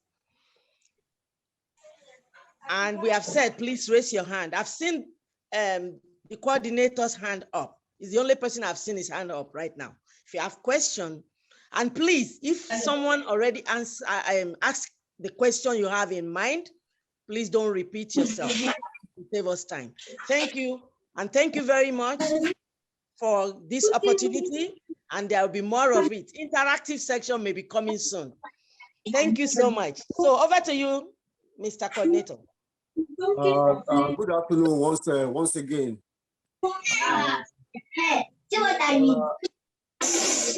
Please mute your phone if you are not talking. Thank you. Mute their phone, please. Please. I have two questions. Maybe it's not really a question, but the way I put it, I want Dr. Akiton to enlighten us on autism in children, because we see many parents are in denial. They say, oh, my kid is fine, they just had a delay and this and that, and that's number one. What are the things what are the signs? Then secondly, there are some children, because they are very active, they are hyperactive, and their doctor will be so, oh, they should take them to the hospital, put them on, some doctor will say put them on Ritalin and all kind of things. Listen to something wrong. Is that a mental illness? Is it? I'm just curious. I want Dr. Akiton to enlighten us about autism in children and children that has been very active, and the doctors are suggesting they put them on Ritalin or all kind of thing like that. It is okay, or it is too quickly to just say, okay, put them on Ritalin without any concrete tests being done? Those are the two things I wanted to ask. Thank you, Mr. Fatwache. Autism is a very big topic. And I think that there is no question that we have a higher prevalence of autism today than we had 20 years ago, for a variety of reasons. I think the latest numbers are like 1 in 59 children have autism. 1 in 59. When in about 2013, it was still about probably 2014, 2015. The latest numbers, they were 1 in 88. It's now 1 in 59. And this has just grown. Perhaps because we're picking up on it more, perhaps because we've now expanded the diagnostic framework to include people that we didn't call autism before, that we called Asperger's condition. The functional, remember earlier I talked about how functional deficits are the threshold for diagnosis. It's not just the presence of the symptoms. What I think has happened with autism and this is to some extent speculative, but to some extent also backed up by the research, is that we are beginning to see the symptoms exist, so let's put it in that category. Some of that is so that we don't have anybody left behind. We don't have anybody who has needs, whose needs aren't met. The challenge there, and I think it's important to also note here that I had professors in university. I went to University of Jos after I graduated from. I had professors in university who had autism, who were probably categorized as having Asperger's. They were just odd. But in Nigeria, they're like, Madalon, that man, but he was brilliant man, but he just had quirks. The point I'm trying to make here is that having the label of autism doesn't mean that you cannot function or be successful. I think it's important to say that. So when you have a child who has been labeled as having autism, or who has gone through an evaluation and they suggested that the child has autism, is in the spectrum, it isn't a death sentence. It isn't a functional end to their capacity. It is really important to determine what the nature of their social and communication deficits are, because it really is that they are not able to interpret the non-verbals in an effective way. They are not able to convey things in a nuanced way that we do. And so there might be some subtle things that they may not get. I'll give you an example. A colleague of mine was going on a conference, and I'm going to get back to the core of your question, but he was going on a conference and he asked a new intern in his office. He sort of said to him, "Hey, John, can you clean my office, please? I'm going away for a conference."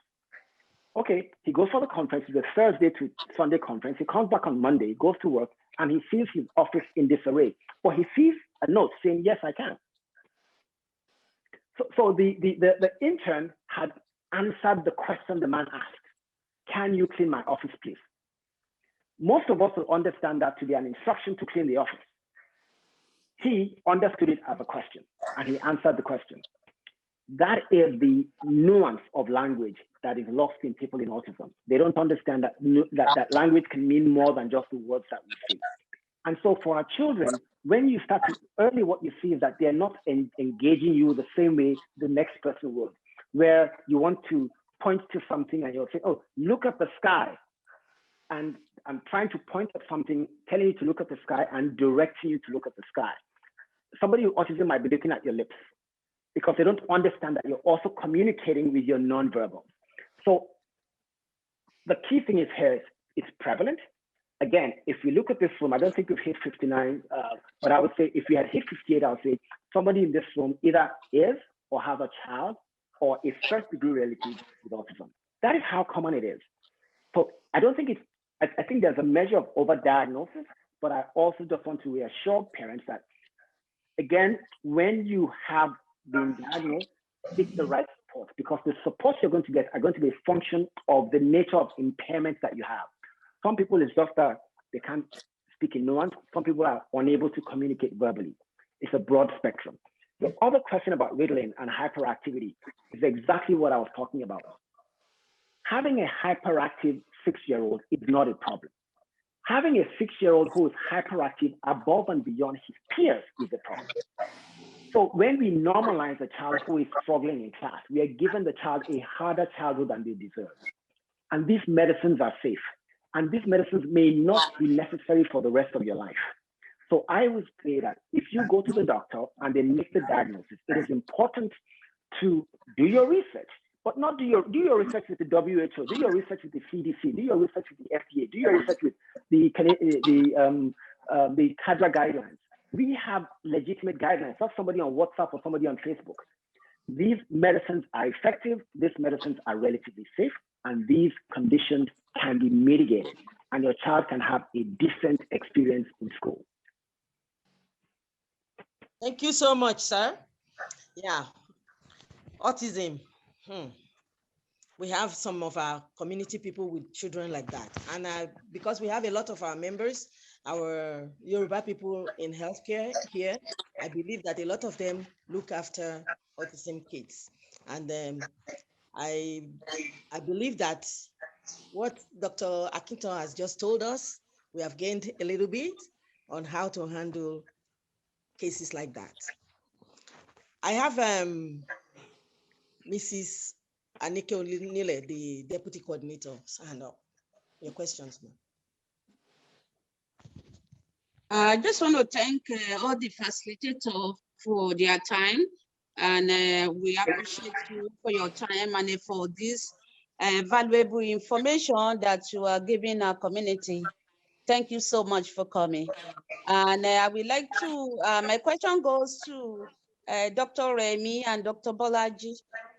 First, Dr. Remy, if you can elaborate more on the self-care, so we'll be able to have something to take in, because I know a lot of Nigerians neglect that. They always say, oh, I'm okay, they don't take medication, go to doctor.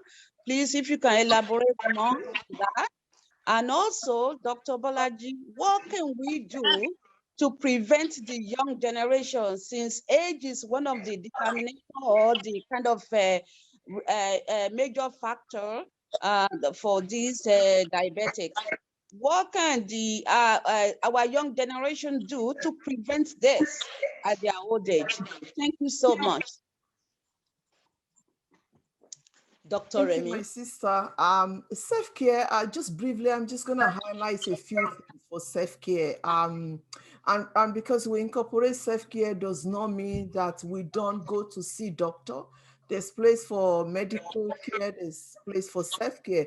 But I think that many of us, we don't intentionally incorporate self-care in our daily lives. That's the first thing I want to say, that it's important we set work-life balance and boundaries that are very realistic, that are doable, and are clear to us.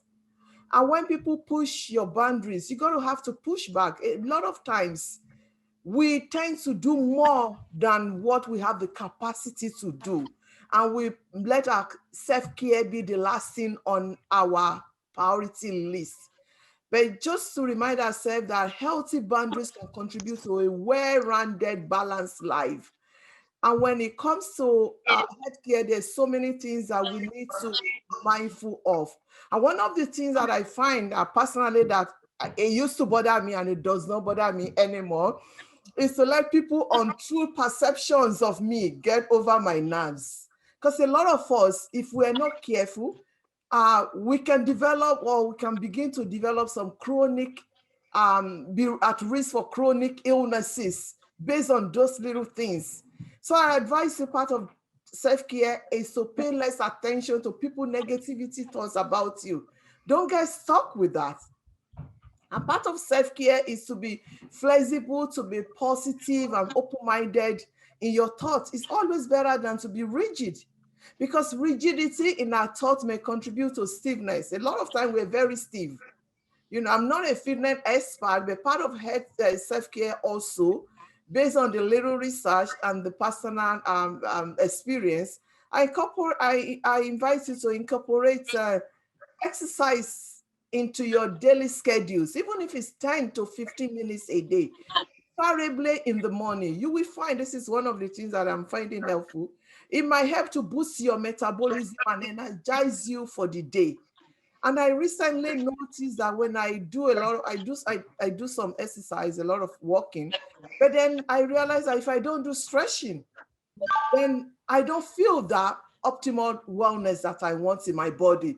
So I encourage you, part of self-care is to incorporate 2 to 3 minutes of stretching into your daily routine. If not, it will relieve your body tension, your neck discomfort if you are like me that sits in front of computer for hours and hours in the day. Stretches can also help you in terms of your range of motion, improve your postures and tighten muscles. A lot of us, muscles are tightened and decreases body achings and pain. Another thing in terms of hair care that I just wanted to do is the food that we eat matters. I'm not a dietitian or food expert, but based on my experience and some of the research, I know that a lot of us are too busy, and our lifestyle in North America, we don't incorporate like a lot of vegetables in our meal. We don't drink a lot of fluid, you know, up to 8 ounces of water. Those are parts of healthcare. Healthcare is not only gathered together with your friends, but that is part of self-care too, looking after yourself. That's part of self-care, incorporating food that can help you with fiber, you know, that can help those of us that want to maintain our weight, low calorie, a lot of vegetables. You know, conscious acts to improve physical. You can say to yourself, I need to improve my physical, mental, emotional, psychological. One of the things that I just want to quickly share is practical gratitude. Focus on positive. What do you see when you look at yourself in the mirror? Is a part of your health care. Dr. Olaito and Dr. Bode talks about resiliency. Stressors will come in our lives. What did we use in the past that help us? You know, and set a goal and make it a priority and stay connected. Build yourself up. Do something. If you can do it, build something else. And I just want to say the last thing. Be comfortable to do self-compassion. Be kind to yourself. Self-love. It's not selfish. We don't do it. We give to other people. How much do we give to ourselves? I mean, self-care is a topic on its own, but I just wanted to think about those things as you live here. Say, I need to do something for myself every day. Meditation, 2 minutes. Create time for yourself. Trust me, people in your circle will survive with you creating 10, 15 minutes to do self-care. Thank you so much, ma'am. Thank you, ma'am. Thank you, Dr. Adewale, for giving us insight on how to do self-care for ourselves. Now over to you, Dr. Bolaji. Yes, thank you very much. Can you hear me? Yes, we can hear you. Yes, so my sister was asking for what the younger generation can do to prevent diabetes, especially the type 2, which is the preventable one, I would say, to prevent that from happening in the future, since we have established that it tends to be commoner as we age. So there's one of my slides, I don't know if you can see sharing, but I'm happy to just go over it with you. So you will notice, first of all, that there's a lot of overlap in what we can do for these conditions. There's a lot of overlap. And I think the reason is not far-fetched. Is because when we give our body the right condition, it's actually able to prevent disease and also to heal itself. So the same things, maintaining a healthy body weight. And how do we do that? Exercising regularly and eating the right foods. Now we are in an information age where most of this information are freely available just for the asking. Knowing how to eat healthy, there's a lot of mediums out there that can make it easy for us. You'll be surprised at how much you can get off of just Instagram, healthy eating, choosing the right foods, you know. So when you say carbs, there's different categories of carbs. There are carbs that are, you know, that are high quality carbs. So it's not just about restricting our diet and saying, oh, I'm just going to be vegetarian. If you can be vegetarian, that's good, but you don't have to be just a vegetarian to eat well. You can eat all food classes if you pick superior ones and in the right proportions. So we can begin to teach this to our younger generation very early, you know. Even as a physician, sometimes I wish some of the things that I know now that I knew them much earlier on. You see, there's an information not just over explosion, I would say, you know. Don't be scared of introducing new foods if they are labeled as good foods or superfoods. You'll be surprised at how much you can get out of them. Now they even talk about us using food as our medicine. You see, they say if we use food as our medicine, then we are less likely to use medicine as food in later life. So what do I mean? So every plate we put in front of us, at least for the most part, for 5 days a week, should be a meaningful meal. Now, give yourself some slack. Maybe 1 or 2 days a week, you can eat for what you really want to eat. But I think for the most part, if we build a habit around eating healthy, we begin to enjoy it. Eating doesn't have to be miserable, you know, and that's where sharing recipe comes in, you know, opening up ourselves to education. The Canadian Food Guide, I have found it a very useful tool, and they keep updating it, you know, and even in our own ethnic foods, there's a lot of healthy foods that we can incorporate. So we can teach our children this from the get-go. Don't let's say, okay, yeah, they only love McDonald's. No. We can teach them to enjoy the foods that we enjoy. we can pick the good from our own culture, pick the good from the West, and marry them together. And I think we're actually quite advantaged because we can live both sides. And then picking exercise. You see, I have friends who the children have grown, they're in university in another city, but they will take time off to go do the Boston run, to go do maybe the city run, the Ironman. And when you look at it, it looks like a waste of time. No, they're trying to instill the culture of exercise, but they're trying to do it in a way that is enjoyable, that they can get other benefits out of it. You know, exercise in itself can feel like a chore, but if we plan things around it and we use that to raise our kids, it's more likely to be meaningful and to be sustainable. I've heard people ask me, so what kind of exercise is good? Any exercise is good, as long as you enjoy it, because it's only when you enjoy it that it will be sustainable. So somebody can say, oh, but I don't know what I enjoy. Well, you're not going to know it unless you've tried all the different things, you know? So I tried several different things, and I found out that I wasn't taught swimming growing up, but I found that I like to be in water. So what did I do? I paid my membership. And the only thing I do in the gym is really the swimming. I put on my floaters. I'm not shy. I let them say, okay, 50-something-year-old woman in floaters. I don't care about that because I enjoy being in water. I'll use the wild pool, you know. So find what you enjoy. I enjoy to dance. I'll go in my basement and dance to myself. You know, if you like to ski, whatever you like to do, you know, that is sustainable would be good exercise. And we can teach this to our children. What else?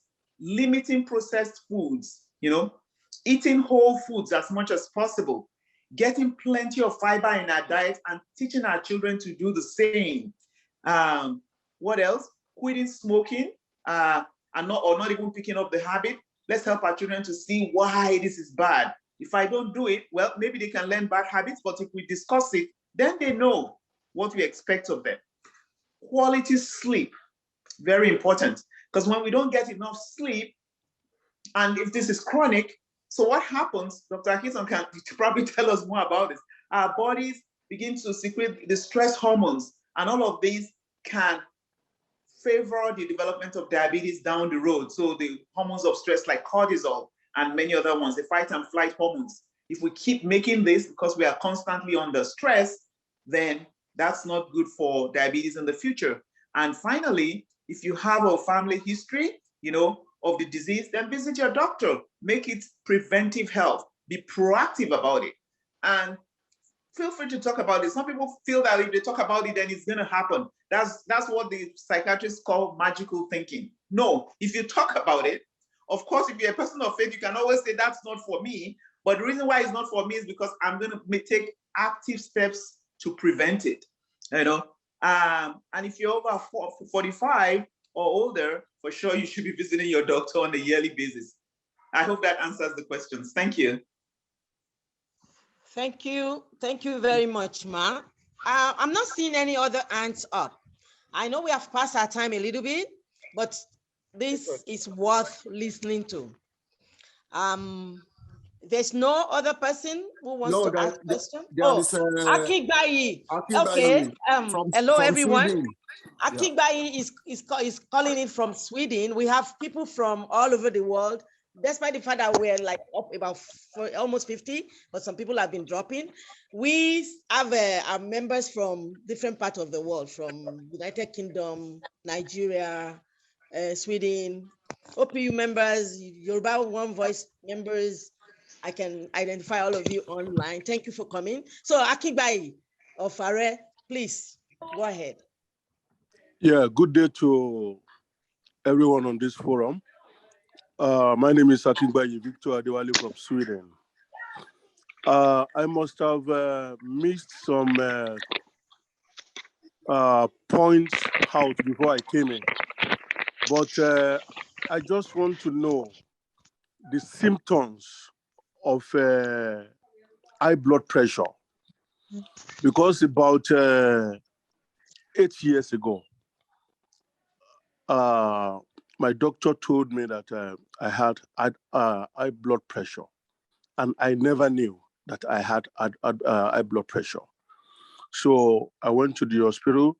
So then I was given some medications until my pressure was better, but they never told me the symptoms of high blood pressure. So I would like to know if it's possible. Thank you.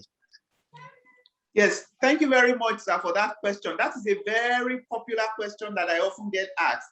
What are the symptoms of high blood pressure? Or I don't have any symptoms. What do you mean by these numbers are not good? Are you treating my numbers? Well, high blood pressure has several names, and one of the names is hypertension. Another name is the silent killer. That's a street name for high blood pressure. The reason why they coined that name is oftentimes high blood pressure has no symptoms, I often tell patients that if you have symptoms of blood pressure, then that actually means the person is lucky. Sorry, you need to unmute somebody. It means the person is lucky.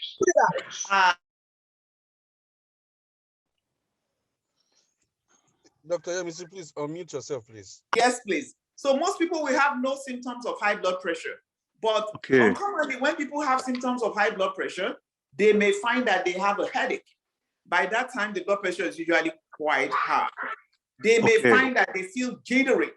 They may find that they feel anxious, almost like feelings of anxiety, and you check their blood pressure, it's very high. But those symptoms are not, it's not there all the time. It's very variable. In fact, most people have no symptoms. And the fact that somebody has no symptoms does not mean they don't have the condition. High blood pressure is one of the conditions where we treat the numbers. We don't just treat what the person feels like.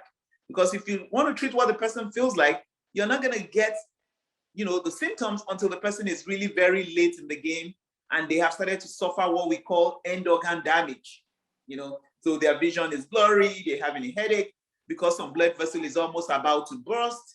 The hope is not that you catch them at that time, So the really best way is to catch it when someone has no symptoms. At this point in time, especially because of the pandemic, most private insurance third-party plans will pay for you to have a blood pressure machine at home. So it's good to have one at home. Intermittently, after the age of 40 or even sooner, know your blood pressure. It's okay to measure your blood pressure once in a while if your blood pressure is even normal. Maybe once a month or once a week, if you have normal blood pressure and you are now approaching middle age, it's okay to do that. And watch your salt. Those are the things you can do actively to prevent high blood pressure. I hope that answers your question, sir. Thank you. Thank you very much, Ma. I was going to say, we need to get one at home. I do have one at home, but I have an issue of which I have to make sure that I correct is like making sure I use it at least once a month. But it's a good thing. My doctor always tell me have one at home. So I bought one. I have one beside my bed, but I don't take it every time. So, but now I think I need to at least once a month.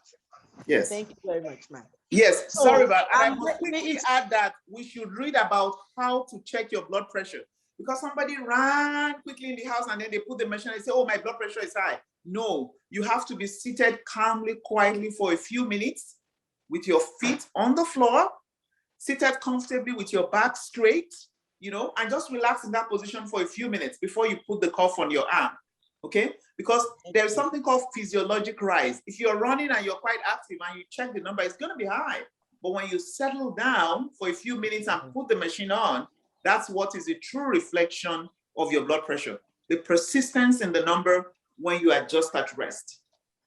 Thank you very much, Ma. The last person I'm going to call is I have a question. Hello. Yeah. Sumbo Awogbemi. Thank you. Sumbo Awogbemi. And that will be our last person. Thank you. Okay, thank you, Ma. My question goes to Dr. Bolaji too. If somebody has been on blood pressure, say for like about 10 years, medication, and the blood pressure haven't changed your lifestyle and you're trying to help yourself, is it possible to actually go off blood pressure medication for the rest of your life? Or is it something that you have to deal with for the rest of your life? Because that's one of the reasons why most people don't want to start blood pressure medication. Well, thank you very much again for that question. Again, a very popular question. Very hard pill for people to swallow. to hear that, oh, I'm now going to be on medication for the rest of my life. But you know what? If there was a way to cure blood pressure once and for all, we would all know by now. The truth of the matter is that it's a chronic disease. It's a people who have it, it's often something they need to learn to live with for the rest of their life. And there is many medications that are used to control blood pressure based on, you know, what works for this group, what's better for side effect profile, what's better for what we call comorbidities. Maybe because somebody has diabetes and they have, you know, a kidney condition, what a better blood pressure medication to use for them. So there's many different options that you can work out with your doctor. But if anybody tells you that, oh, you're only going to take this medication for X period of time and then stop, they're probably not telling you the whole truth. Now, have I seen people that have gone on medications? Yes, but more often than not, they are the exception to the rule. Let's say somebody was morbidly obese, you know, and then they did something drastic, not like just, oh, I'm not going to eat salt anymore, or I'm going to exercise, but they did something drastic, like maybe they got a gastric surgery and they cut their stomach into half, you know, and then they lost half that weight. Let's say they were weighing 300 pounds and now suddenly they're beginning to weigh 150. I've seen some of those people get off medication. So it's a very, very drastic thing. Or let's say something happened to raise the person's blood pressure in the first place. They had an acute stress. They were in hospital with some major thing, you know, and that thing suddenly got better, you know. But what makes you go off medication, you know, it's not that the blood pressure has normalized. I often tell my patients is if you're on the medication and your blood pressure crashes below normal, then your body is saying, I don't need this medication anymore. But if the medication is only keeping your blood pressure normal, then your body really needs it. If you go off it for a day or two and it seems normal and you say, oh yeah, it's true, it's now fine. That's not so. The truth is that it's going to creep slowly back up. So if it crashes, you still need to continue to monitor it because there's a chance that it's probably going to go up, except if you belong in the group of people that I just tried to describe. Very drastic weight loss, probably by surgical means, or some acute stress that got taken out. But for the most part, most people have to learn to live with the medication, you know, and learn to know the side effects and manage them. Thank you very much, Ma. Thank you. Now, I just want to say a big thank you to Executive of OPU Canada for giving back to the community on health, how to maintain our health, mental health, and diabetes. But officially, I would like to call on, I would like to remind our speakers to please send their, put in their phone number or email in the forum for us in case we have more questions after this. Also, everyone that is here today, please type in your name to the chat so that the secretary will be able to compile them together.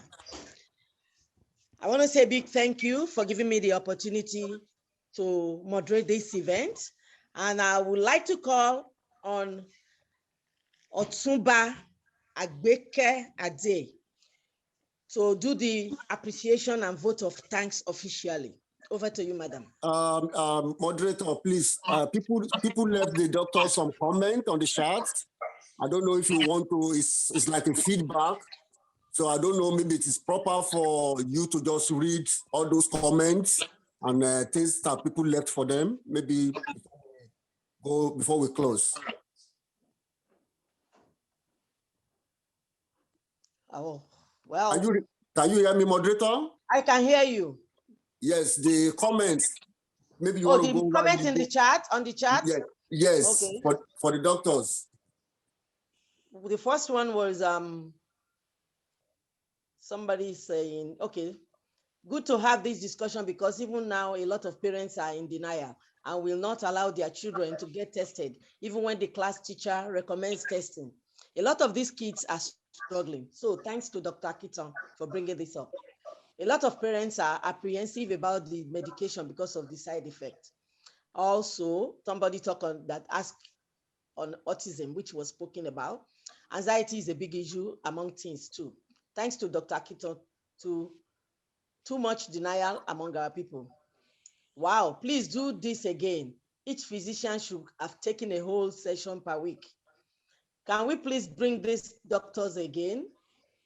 Thank you so much for this presentation. Very insightful. Good job, Dr. Labode. God bless you. Thank you, Dr. Akito, for his succinct presentation.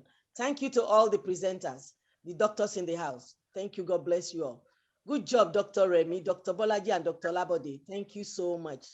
Thanks to all our presenters and organizers. Thank you for all the kind words. Unfortunately, that was Dr. Akito when he was leaving. I have to leave as I have a rescheduled alternative appointment that I have to transition to. It was truly a pleasure being part of this. Thank you. So thank you all for a wonderful presentation on mental health and diabetes. Thanks to the organizers, participants, and the speakers for such a great and informative webinar. Thank you all for the wonderful presentation. Thank you to Dr. Bolaji for the insightful information on diabetes. Thank you all for the beautiful presentation. Canada Wasile. Mr. Mark from Germany, thank you for coming. To all our 3 doctors, I generally want to say thank you for your services to humanity. I guess that's all about it. And officially, I would like to call on Otumba Agbekade to please do the close, the appreciation and the vote of thanks. Thank you. Good evening, everyone. My name is Otumba Kemi Agbeke Olarewaju. It is my privilege to have been asked to give the vote of thanks on these health seminars. On behalf of OPU Canada chapter, BOD, the Board of Directors, and OPU National Executive Council, headed by Mr. Olumide Fatuanshe. That is our coordinator, respected coordinator, Mr. Olumide Fatuanshe. I would like to thank our guest speakers, Dr. Oluremi Adewale, Dr. Olabode Akitan, and Dr. Yemisi Bolaji for sharing an excellent and a wonderful health topics with us today. I would like to thank our moderator, Chief Iyameto, Chief Fumi Olumade Iyameto of Canada, for wonderful, good, well done job that she did tonight. And also, I want to express my gratitude to all people present here tonight. Thank you for joining us, and God bless you all. Bye for now. Thank you. Thank you, and thank you very much. Now, bye. No, don't go yet. There's nothing that starts that doesn't finish. I wish we could stay here and thank you for your time for giving us additional 23 minutes so that we can hear the good things that they have to tell us. We started with prayer and we need to close with prayer. So I would like to call on Alaji Olaiwola, the chairman of the board of directors of OPU Canada, to please give us a closing prayer. And thank you all once again. Alaji Olaiwola. Is he there? Alaji was there before, but I'm not sure if he's still there. Iyamumbo can do that if she's still there now. Iyamumbo, are you there? I'm still here. Can I pray in our dialect? Can you give the closing prayer, ma'am? Can I pray in our dialect? Yes, ma'am. Olúwa Ọlọ́run Olódùmarè. A dúpẹ́ lọ́wọ́ yín fún pípéjọpọ̀ wa ní ọ̀sán yìí, Olúwa ẹ gba ọpẹ́ wa. A dúpẹ́ lọ́wọ́ yín lórí ohun gbogbo tí a ní tó mí tí òmí, Olúwa ẹ gba ọpẹ́ wa. A dúpẹ́ lórí àwọn oníwòsàn wa tí a pè tí wọ́n jẹ́ wa. Ilé tí wọ́n fi sílẹ̀ kílé náà kó má ṣe bàjẹ́. Ọlọ́run alágbára fi ohun gbogbo lé yín lọ́wọ́, àyè ikú ẹ má ṣe jẹ́ kí ó ṣí sílẹ̀ fún wa. Ẹ má ṣe jẹ́ kí arógun àsáré pè lórí èèyàn kankan nínú wa. Lẹ́yìn ohun gbogbo ẹ jẹ́ kí a fi ọpẹ́ fún yín. Ní orúkọ Jésù Kristi ní àgbàdúrà. Amen. Thank you everyone. Thank you our doctors. Bye-bye. Bye. Bye-bye. Thank you so much, Dr. Thank you so much. Thank you for everybody. Bye. Thank you. God bless. God bless. Well. Thank you very much. Bye. You're welcome. Thank you. Ẹ̀yin tí wá láti Sweden, láti gbogbo ìlú káàkiri. Mo recognize the president, sister me from Nigeria, Bukola Olumade. Thank you for joining. Welcome from Germany. Mr. Ademola Onibokun from UK. Thank you for coming from UK. Europe. Pleasure. Thank you so much. You're welcome. Yameto Akusheo. God bless you. Nice to bye, everyone. Thank you for joining us too. Bye from Nigeria. Bye-bye. Hey, this is good. Mrs. Ezum, thank you for coming. Thank you for joining. Yameto, good job. Thank you, sir. Love you all. Thank you, President, for the opportunity. Thank you, Coordinator.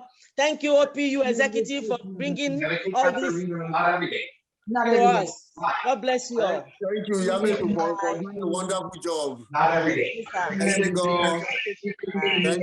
you so much. Mr. Bakari, thank you. Akiba, thank you for joining us. That's one there. Mr. Doreen, we cite you. You want to leave? Apple of God eye.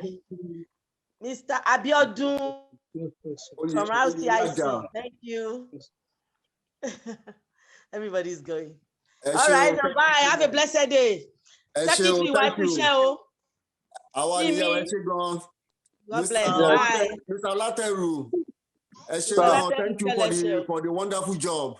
Coordinator, what in your compare le mama pe wa ko wa fún wa ní the whole package o. Ben, ó dà pé kò kì í sí time àtàwọn tó tá bá ti pè yanjú. Ẹ ṣé gan ẹ kú iṣẹ́ náà. Thanks for the symposium. So the next one will be much more better. I plan more this is very great, but we will make more adjustments, not to invite too much people so that we will need time láti sọ̀rọ̀. God bless you. Thank you so much. Bye.